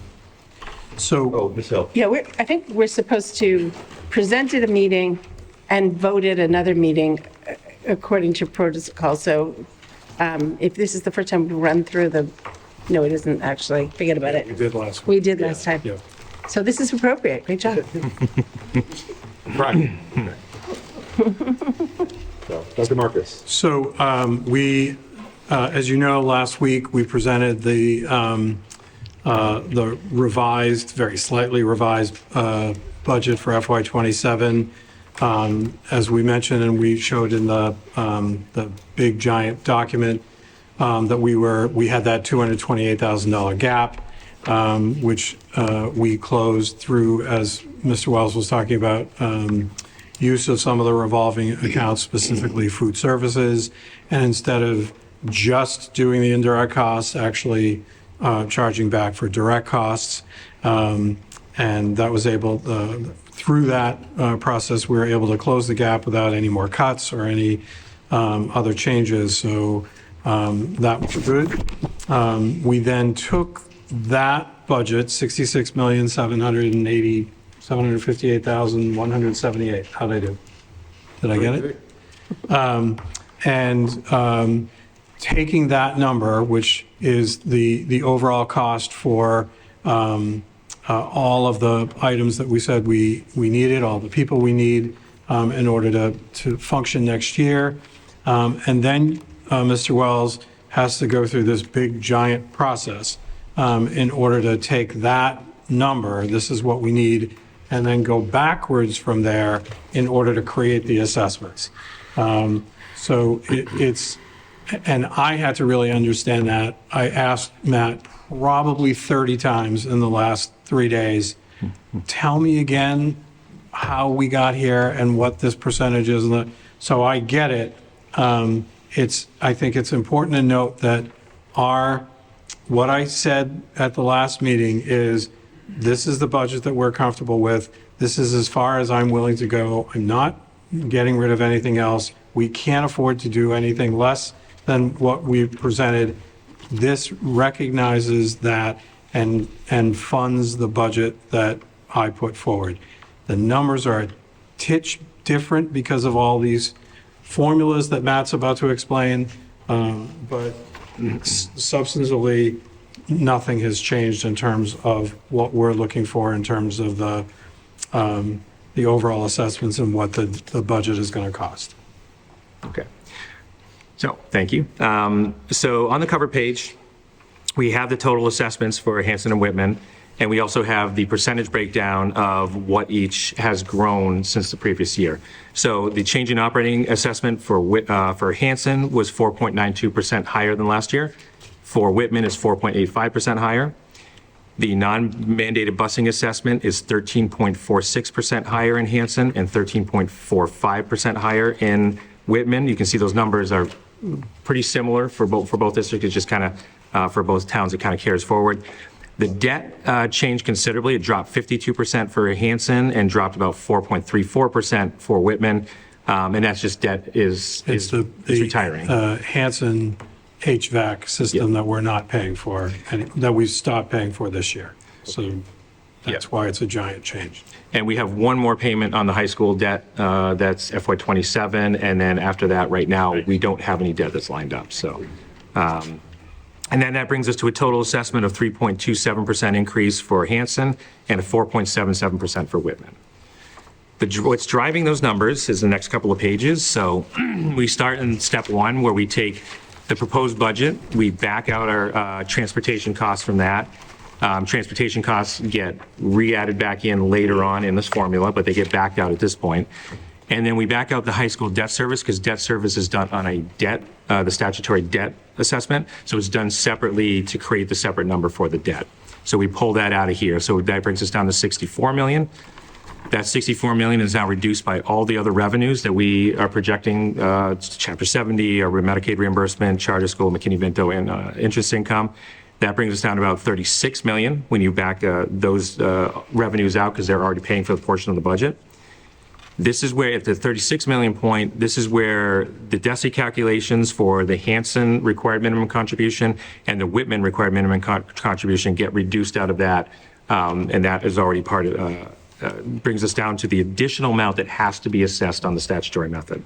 So with the statutory method, we have this year, these are the numbers that came with the same DESI calculation. Our October 1st numbers as well are there. And that is a 60.87% is with Whitman and 39.13% is with Hanson. Those numbers carry down through into the next section. So the section 5 starts at the bottom of this page. And that's the total amount to be assessed. And Town of Hudson's student percentage is 39.13. Bring it to a total of 3.4 million for Hanson. And then Whitman, 60.87% of that 8.7 million number, 5.3 million. And then again, it shows that it's the full $8.7 million, $8.8 million there. Here we bring back in our transportation costs. We also bring in the regional transportation reimbursement to reduce that. The two non-mandated busing assessments for Whitman and for Hanson, 235 and 54, which brings us down to the additional transportation amount that has to be assessed of $552,000. That additional amount is assessed through the statutory method to get us to the $216,000 and the $336. And again, that's $552,874 that's being reassessed. And the last section is a summary that brings all of this together. You have your Hanson minimum required minimum contribution, your Hanson additional assessment, and your Hanson additional assessment transportation, and it brings you to 16.5 or 4.92% increase on Hanson, 15.1 for Whitman on the minimum contribution, 5.3 for their additional assessment, 336,000 for the additional assessment for transportation, 20,883,000 for 4.85%. The next page is the debt assessment. So this is where on the sheet that we've been using, we do bring the transportation piece up top, just as to note it up there. The next section, step 9, is where we bring in the high school construction debt that we backed out in the first step, in the other assessment. And then by the statutory method, that gets spread out to Hanson at $226,000 and Whitman at $352,000.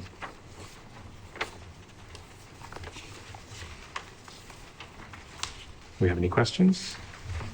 I think we're going to bring up some topics that we brought up. We've got an email that had some questions about, are we actually using statutory? Like, are we using when we break out the busing? And I don't think we have that answer yet.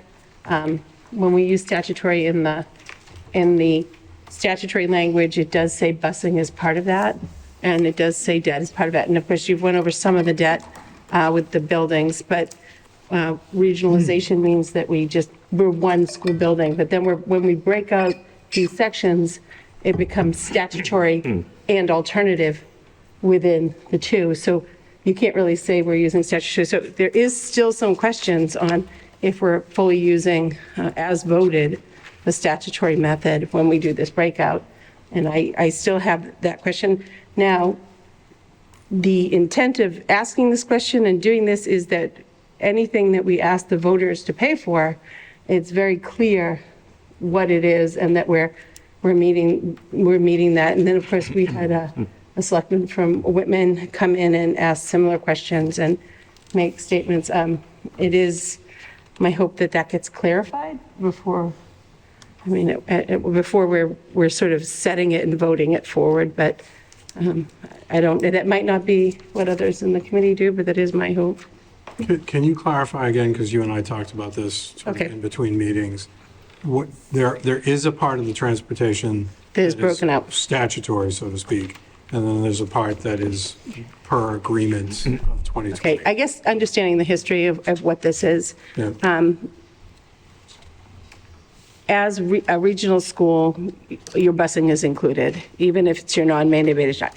And we get more busing when you regionalize than the average town does. And that is for regionalizing. It's a benefit of the district. It is not something for the town. Busing is not a town thing. It's the same as teachers. It's part of your assessment.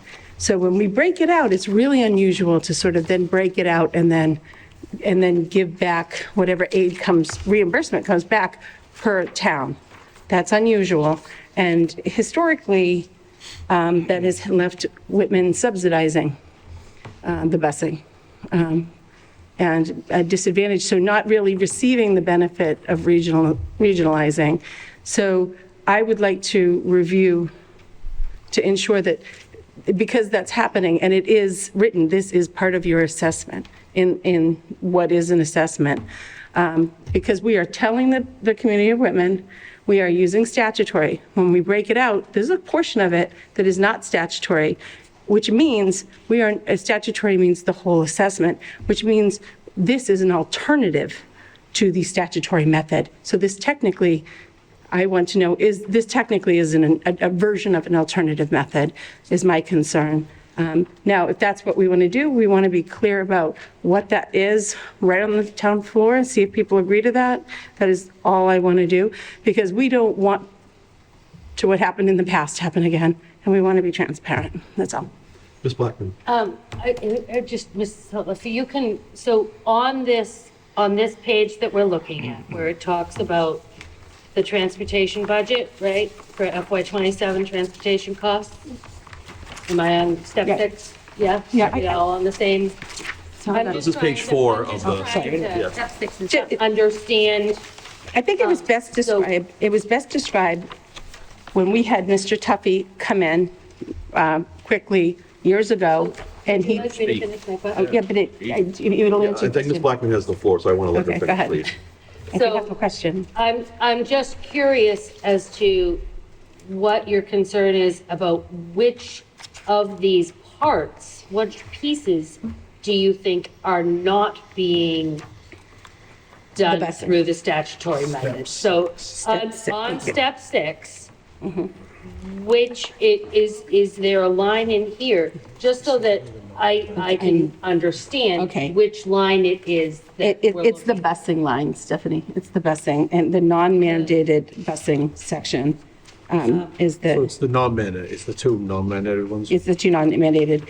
And now, I guess it's best described at a meeting years ago when we had somebody come in as a business manager who did the assessment, and he did it to the line. He said, it was called out by the town manager that Whitman opts to pay more, which was not a true thing. Nobody in Whitman said, I'd really like to pay more for busing. So this is really the key. You have to ask people, do you opt to pay more? And if we don't ask people, we are doing the wrong thing. And that's all I'm saying. Okay. Mr. Marks. I'm going to try to dumb this down for myself. Okay. And hopefully this helps me understand it and other people understand it. But if I understand correctly, the statutory method takes the total number of students in each town, adds them together, divides out a percentage. 61% Whitman, 39%.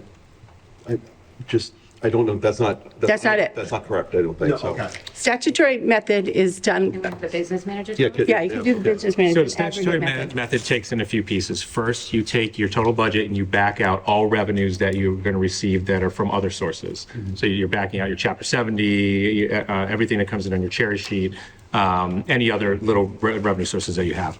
Then from that, you end up with a number, and you have to take the two minimum contribution assessments that are determined by DESE, by their formula, and then that gets backed out of it, because that are direct assessments that have to happen. So when we look at those two numbers, those are not the 60-40 that we all kind of reference when we're talking about here. It's actually getting closer to 50-50 on those numbers. So I believe Whitman is about 54%, and it's about 46% on Hanson when you look at those numbers. So that there's already a shift right there. But it is part of the statutory method. It is the number that you are required to use in the statutory method, but it already is, that is breaking from that 60-40 already, and when we're having these conversations. So that piece comes in like that. When you get to the transportation piece, the non-mandated busing is based upon the number of miles that are actually driven in those two towns, and then it's assessed, then the money is assessed based on those miles. So when we look at that, how it breaks out, that actually becomes 80% Whitman and 20% Hanson. So that's a break from the 60-40 as well. But actual usage of those towns, the busing that they actually use, so they're being billed for that actual busing, which is part of the amended agreement that can be done. Well, the amended, Ms. Hill. Thank you. The amended agreement, this question if that's voted in, so utilizing that. But when you think about, it's an agreement that we will help you pay for your busing. And if and the reason Whitman is paying more is because we are smaller. There's less routes, like there's smaller routes. One of the things that I wrote, I think I wrote once, and I could probably post what I wrote, was that smaller routes usually are cheaper because shorter routes are cheaper, you can do them closer, and you have more ability to be flexible to make overall cost of busing cheaper if you're able to do what's called a whole system, right? That means you just have to do 70% of the whole system opposed to 70% per bus. I know that's something, I'm going a little bit off here, but ultimately, if this is a guarantee that you get this extra discount for regionalizing, right? Because this is a regional benefit, then Whitman is not getting any benefit from regionalizing in this particular component, and we're breaking it out as if it's just a town benefit and only the town. If this was something that was offered to region, there'd never be a small town that would regionalize with a big town, because there'd be very few benefits for that particularly. So this is what, we've made a mistake to kind of move forward this way, because we've lost our flexibility to sort of schedule, because we're, and to utilize things, because we can't do whole system mechanisms when we do it this way. Okay. Ms. Niffen and then Mr. Ferrario. Ms. Niffen. I have a couple questions. So we're reimbursed for mandated costs. Correct. Okay, so the non-mandated, the 235 and the 54, we receive no reimbursement for those costs. Correct. Okay. No state reimbursement. Right, because we are not legally bound to transport those children to school. That's correct. Okay, so and this might be my weird interpretation of the language, but in our budget, we are only responsible for paying for the students that we are mandated to transport to school, in my opinion. And I know that it is Groundhog Day, because we've talked about this over and over again, but we are not mandated to cover the cost of the students' transportation who live 2 miles or less from the school in which they attend. To me, that's a town cost, not a district cost. And there's not an appetite for people in Hanson who only have 20% of their ridership who are non-mandated to take on an extra cost. And I would argue that if the tables were turned, Whitman wouldn't want to do the same.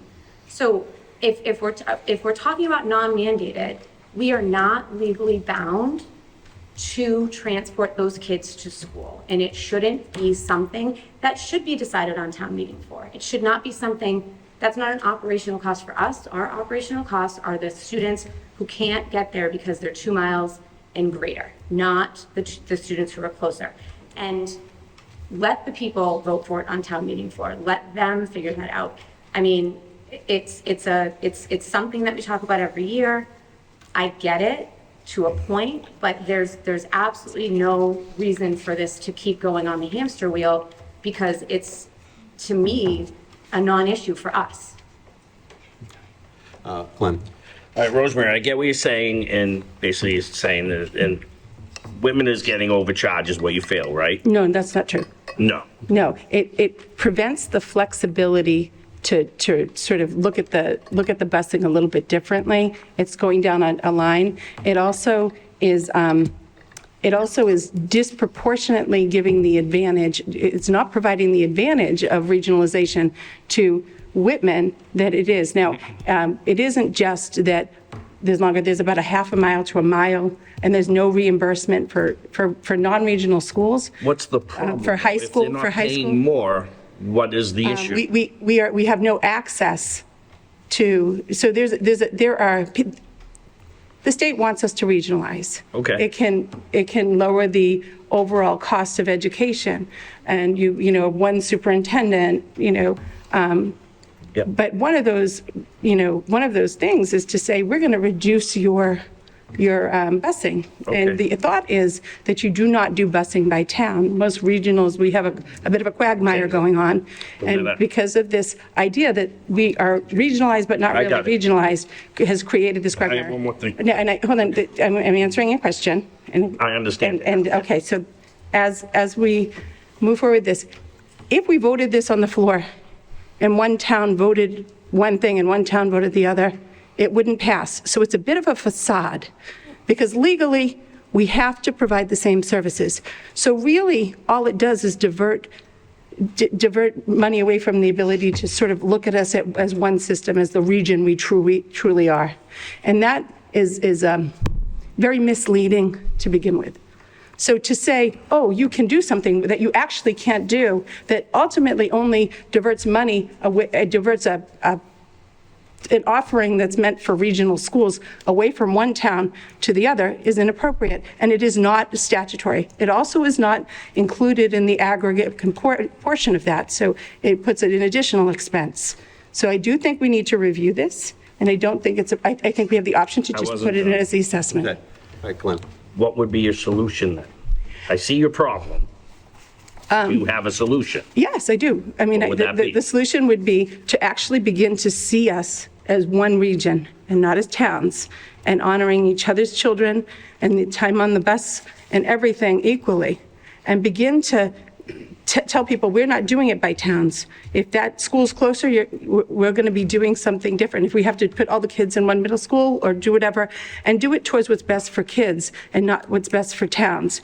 Doing that creates the ability to do what's called a whole system method, meaning 70% of the whole There is system. a method. Yes, there's two different methods. Allows for a broader method that is cost savings. That means longer stretches between bus stops in Whitman, right? Yep. And then, maybe for people that are further out in Hanson. Okay. So we can shorten the bus times. When would you be looking to do this? This should be done every year. This should have already been done. Okay, but we have. So there's a this- cost. We have to vote this assessment. I would probably have a hard time voting You want to put this until I assessment have on an hold answer. until this is solved? You don't have to. if Okay, you choose I not don't know to. what you're asking. That's really what it is. My asking is Is to put this for the on answer. hold until this issue is settled. Absolutely. Okay. All right, Mr. Rafi? Thank you. Mr. Wells, in the Budget Subcommittee, you shared some numbers that the costs would increase if we started to change the busing calculations. Do you have those numbers with you again? Yeah, so there's a couple of ways to look at this. So the way that it's being assessed right now is that That's extra different. portion is on the mileage method. So we take the total number of miles that are non-mandated, and it comes to a percentage of roughly about 13% is non-mandated transportation. Then the total cost for transportation is multiplied by the 13% to say non-mandated cost is this portion of that. Then for each of the towns, their total miles are summed up, and that is turned into that percentage of 80%, 20%, and that total number that is associated with the non-mandated transportation now gets broken out to each town through that method. Not related. So when, Rosemary. Yeah. so the other way to do this is you can look at the number of riders, and so we're talking about, these are costs that are specific to Hanson and specific to Whitman. So you can look at the number of riders as well as the other way to look at it. But when you look at the number of riders, it doubles the amount of costs that's actually associated with non-mandated transportation. Because with miles, you have a much larger number of miles you're actually driving, and it lowers that expense. So what that really does is, when we lower what is actually considered mandated, the non-mandated transportation, everything else is mandated, and that's state assessment that comes into the district. So we send that out as a state assessment. It comes in at the percentage of whatever it ends up being in that year. This year, we're being told 85, we've heard 87, 80, 90, we're budgeting 80%. So that's what comes into the district from the state, and that money comes in and directly reduces the assessments to the 2-member towns. And this small portion then goes back to them as non-mandated transportation, but it's a difference of, if you do the ridership method, it's an additional $53,000 that gets charged to Hanson, and additional $182,000 that get charged to Whitman. So by taking those, using the mileage method, we're taking more of those expenses, and they're being considered mandated and getting reimbursement from the state. Okay. Point of clarification. Just for clarification, you can use the mileage method and still do this. I just did. Yeah, She's so- point of clarification. Just part of clarification. You can use the mileage method in either breakout. It does not deter you, so it is not the same topic that I was talking about. The mileage method is just a form of assessment to the state, how you're billing the state. It does not relate to the breakout that I'm talking about. Ms. Stafford. Yeah, I just, like Hillary, we go over this every year, and at this point in time, we're supposed to be voting on this assessment. We have to have it done by the 20th.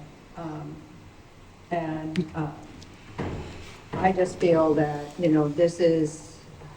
I just don't agree. I'm sorry, Rosemary, I just don't agree with it. I like to keep the non-mandated part separate to let the 2 towns vote on it. If they don't vote for it, well, then that town, the people have to drive their kids or whatever. But at this point, I would like to make a motion to approve the assessment. And then if I get a second, then there can be more discussion.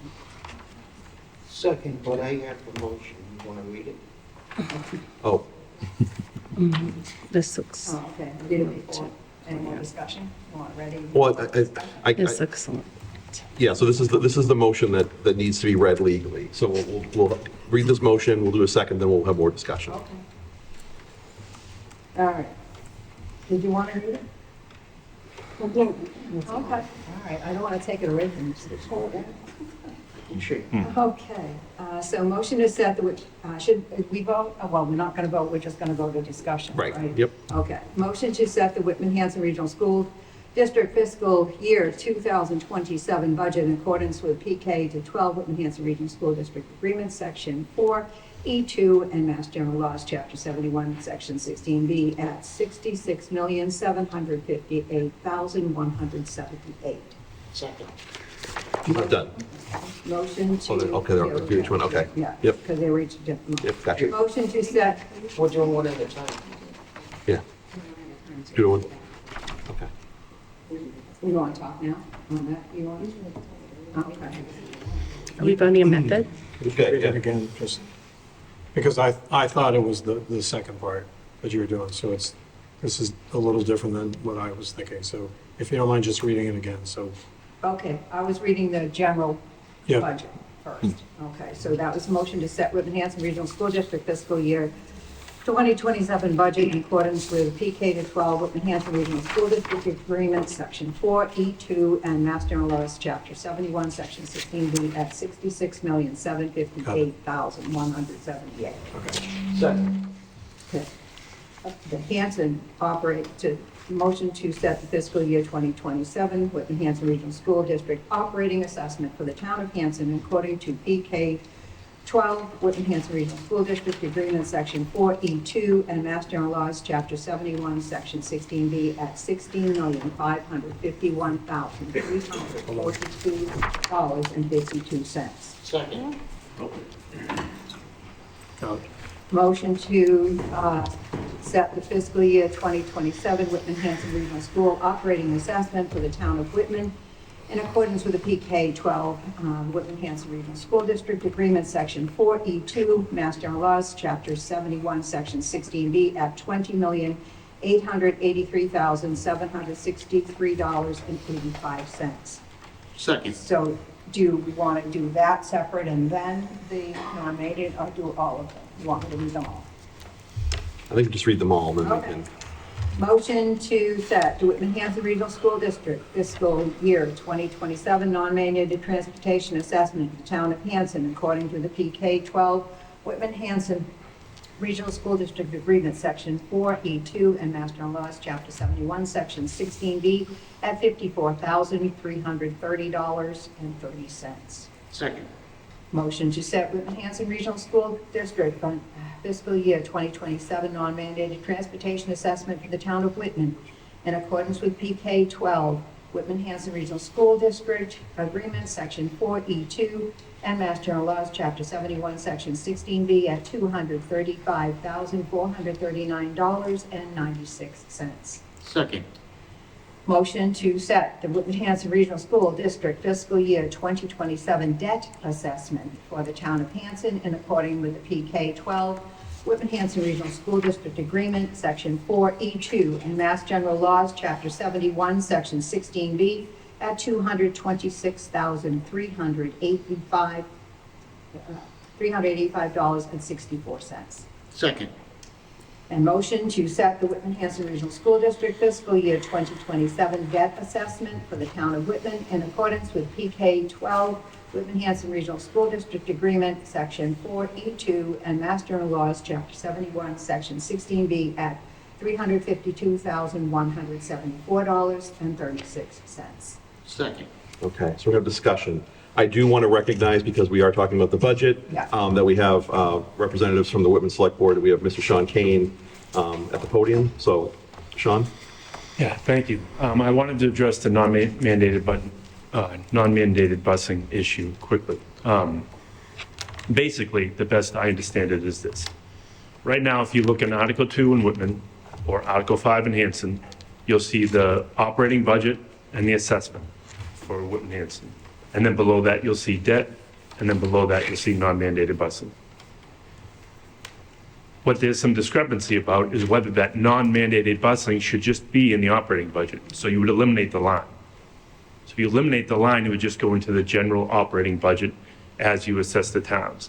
The difference is instead of the 80-20, it'd be 60-40. So it kind of leans towards Whitman's side. And there's been some obvious tension about this over the last 5 years or so. We keep going round and round and round. They talked about it in the regional agreement committee and they couldn't come to a consensus about what to do. So the question now is, how should we assess it? From my point of view, right now, I believe it should resort back to the original regional agreement. Justin has the language for the original regional agreement. So this is from the 90s, as opposed to there was some amendments to the regional agreement that were floating around over the last 5 years, but none were officially adopted. The state had to come in and address how we were assessing the statutory versus alternative method. So there's a correction that way. But the legal question, I think, honestly, it's a legal question, is since we can't come to a consensus about how to assess this, do we resort back to the original regional agreement? And if that's the case, Justin's going to read the language.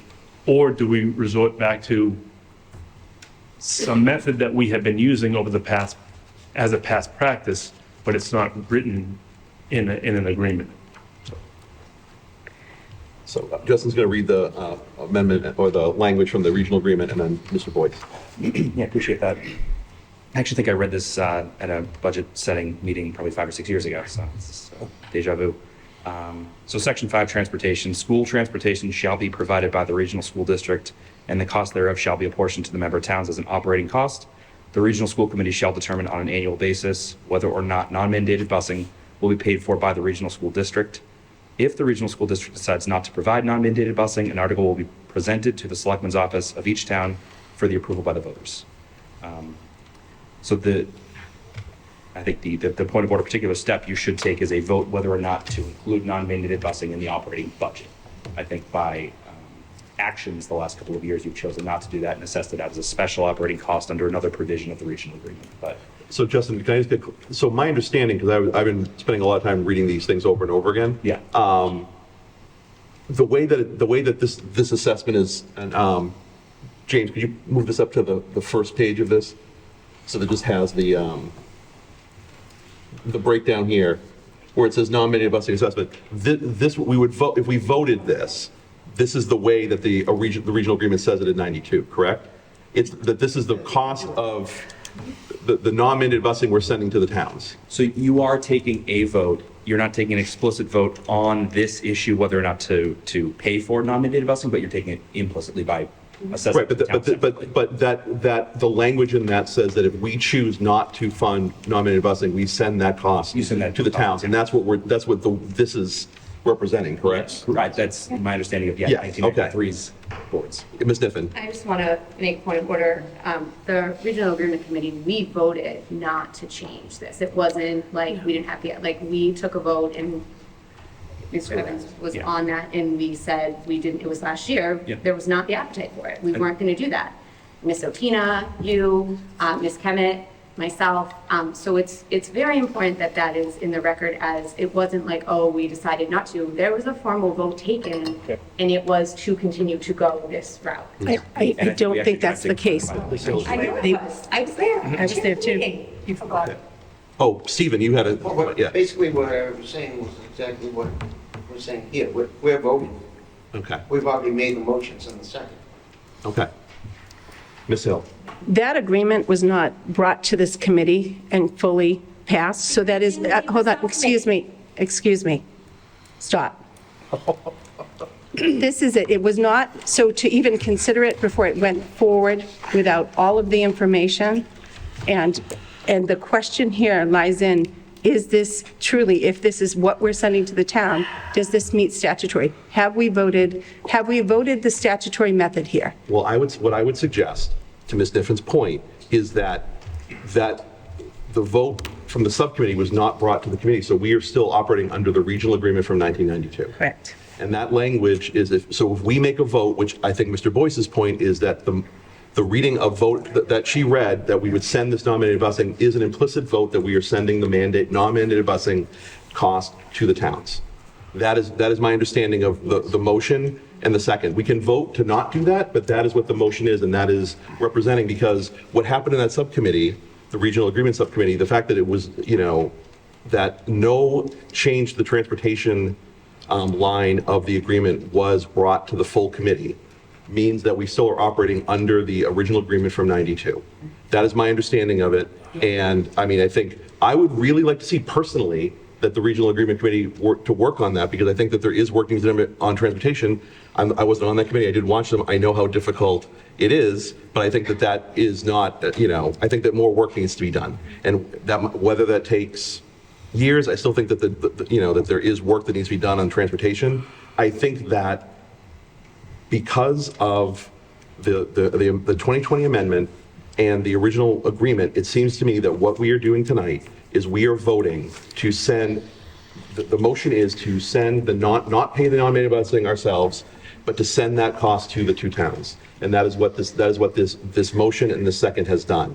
We can then vote as members to not do that if we choose to, but that is the motion, the second on the floor. Ms. Hill. Thank you. Thank you. So my question begins right where I asked before.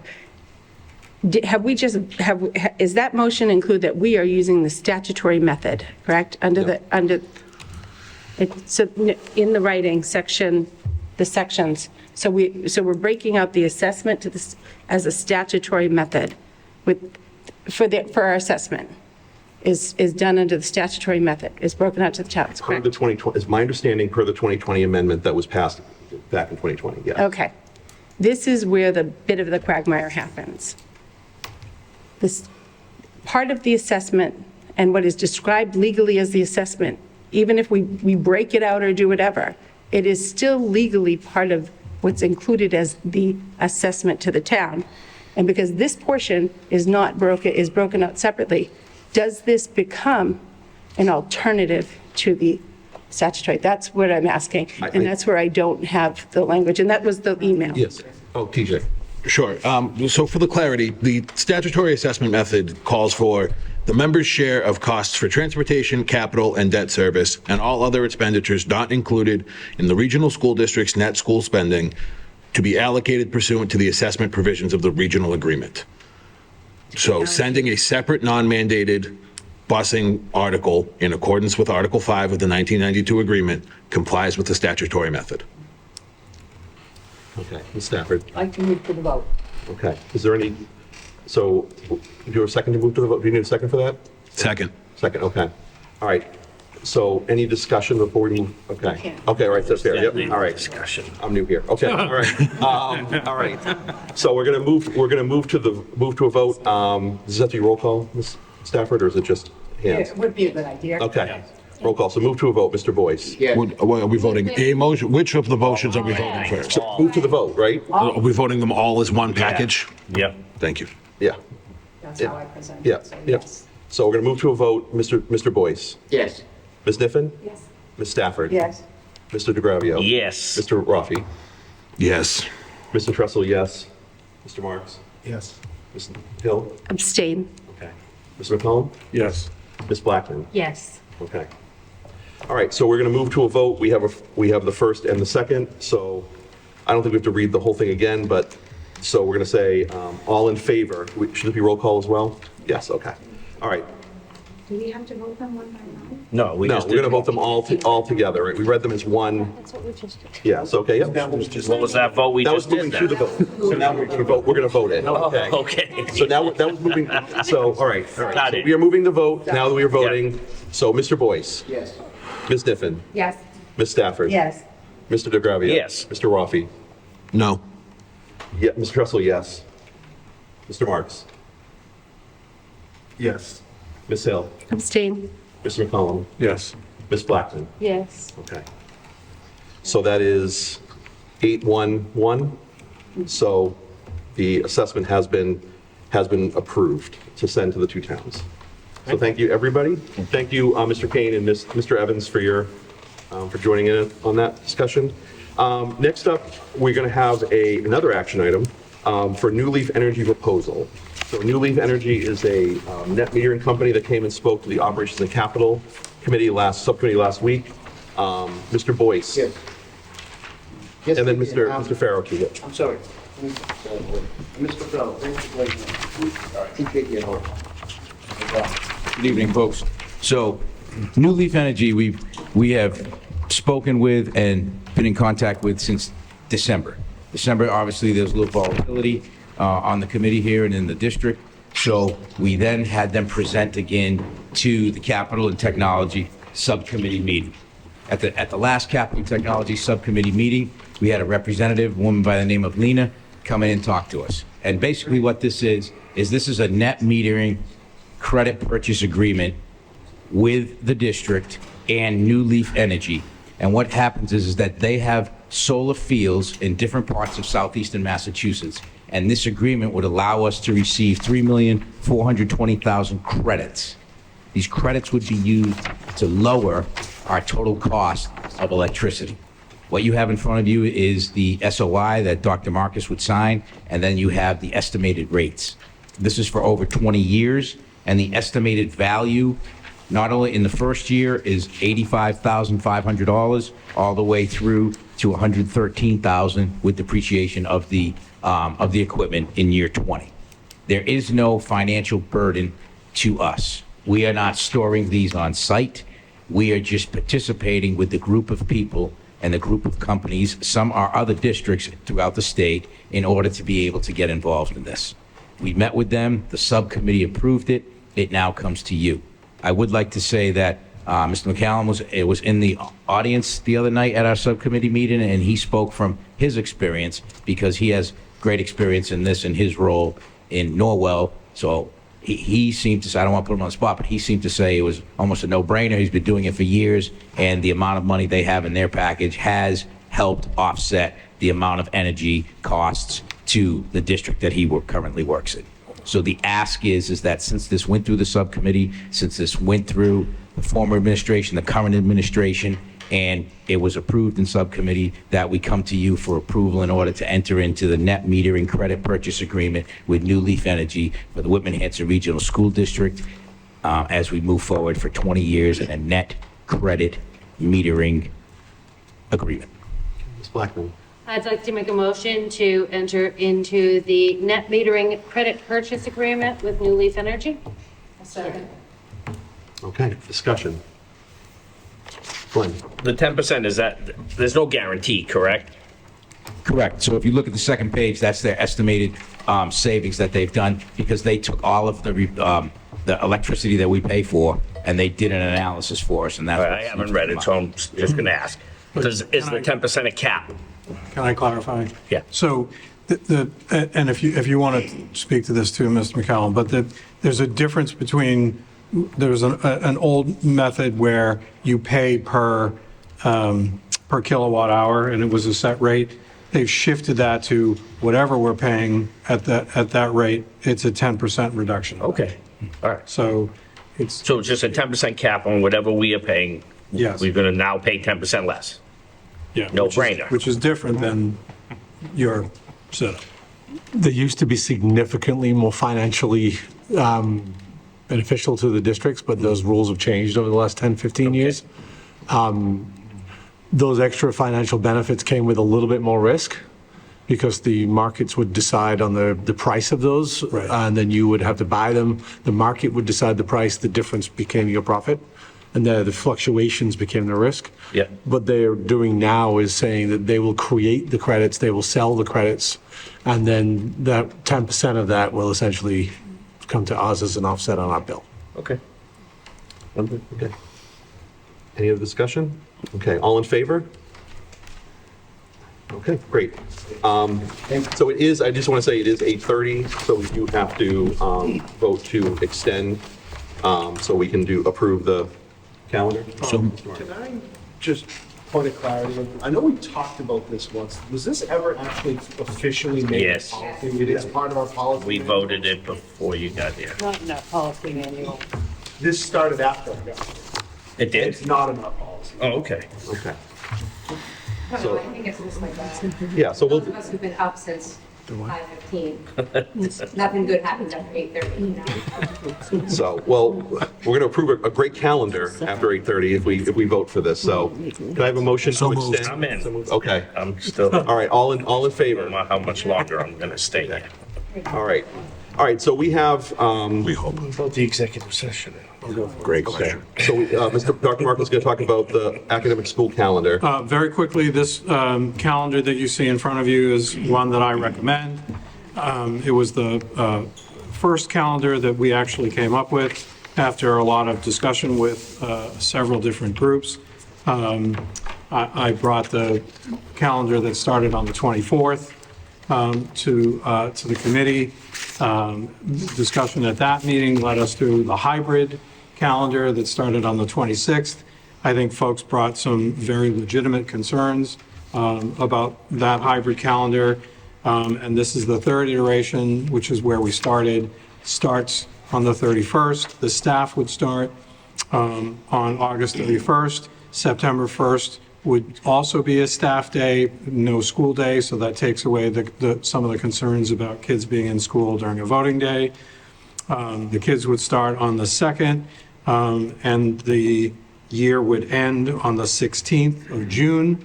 It gives one day before the Juneteenth thing, but I think we've all now experienced this year, and okay, whatever. I think for years we've tried, not years, the last couple of years, we've desperately tried to back it up to try to avoid that. Nobody is going to avoid that this year. Whatever. It is what it is. So this is a calendar that we've come up with that I would recommend we adopt. Okay. I move we vote to approve the draft calendar before us. Any discussion? Ms. Blackman? Am I just not seeing February vacation? Oh, winter release, I'm Yeah, sorry. no worries. It's incorporated in the President's Day no school Yeah. line. So I just wanted to make sure I wasn't, Nope. because there's an empty space that drops down. So Yeah. I just want to make sure I'm seeing everything. Also known as winter recess, not February vacation. I would like to make a recommendation that move down to a separate line. I grew up in February vacation. We're I don't actually know what getting new recess is. software. Sorry, go ahead. We're getting new software So this is all going to look much prettier and cooler. Thank you. Okay, Mr. Boyce. And April of 2027, Patriots Day falls on the traditional, the shotgun walk around the world. That's cool. It falls on the traditional thing. Okay, Nice. So, just want to stop. okay, all right. Everyone go to Lexington Concord. April vacation, we'll make a school committee trip. Any other, Field trip. any other discussion? All right, all in favor of adopting this calendar? Okay, unanimous. All right, we're going to move to the subcommittee reports. I'm going to say that the budget subcommittee heard all the stuff that you guys heard tonight, so I don't think that we need to have a separate discussion of that. Operations and capital, Mr. Boyce? Yeah, so we had our, lost the rest of my papers here. So we obviously had the new Leaf Energy. The woman's name was Lena that came and spoke with us. She was one of the developers. I appreciate George's help in getting me through and providing the information, the background, especially on that. We did meet with, or talk about facilities and technology, but did not meet with department heads for that, because basically we had two worn down groups. One obviously technology, but even more so facilities, so they needed some rest. And very well deserved rest, and so we appreciate everything going forward. We did talk about the pavement and being the chair of the Whitman Capital Committee. That has been discussed and is being discussed along with other agenda items on the 16th. We moved that meeting to a Monday to accommodate schedules for folks. So that's in the Whitman Select Board's meeting room.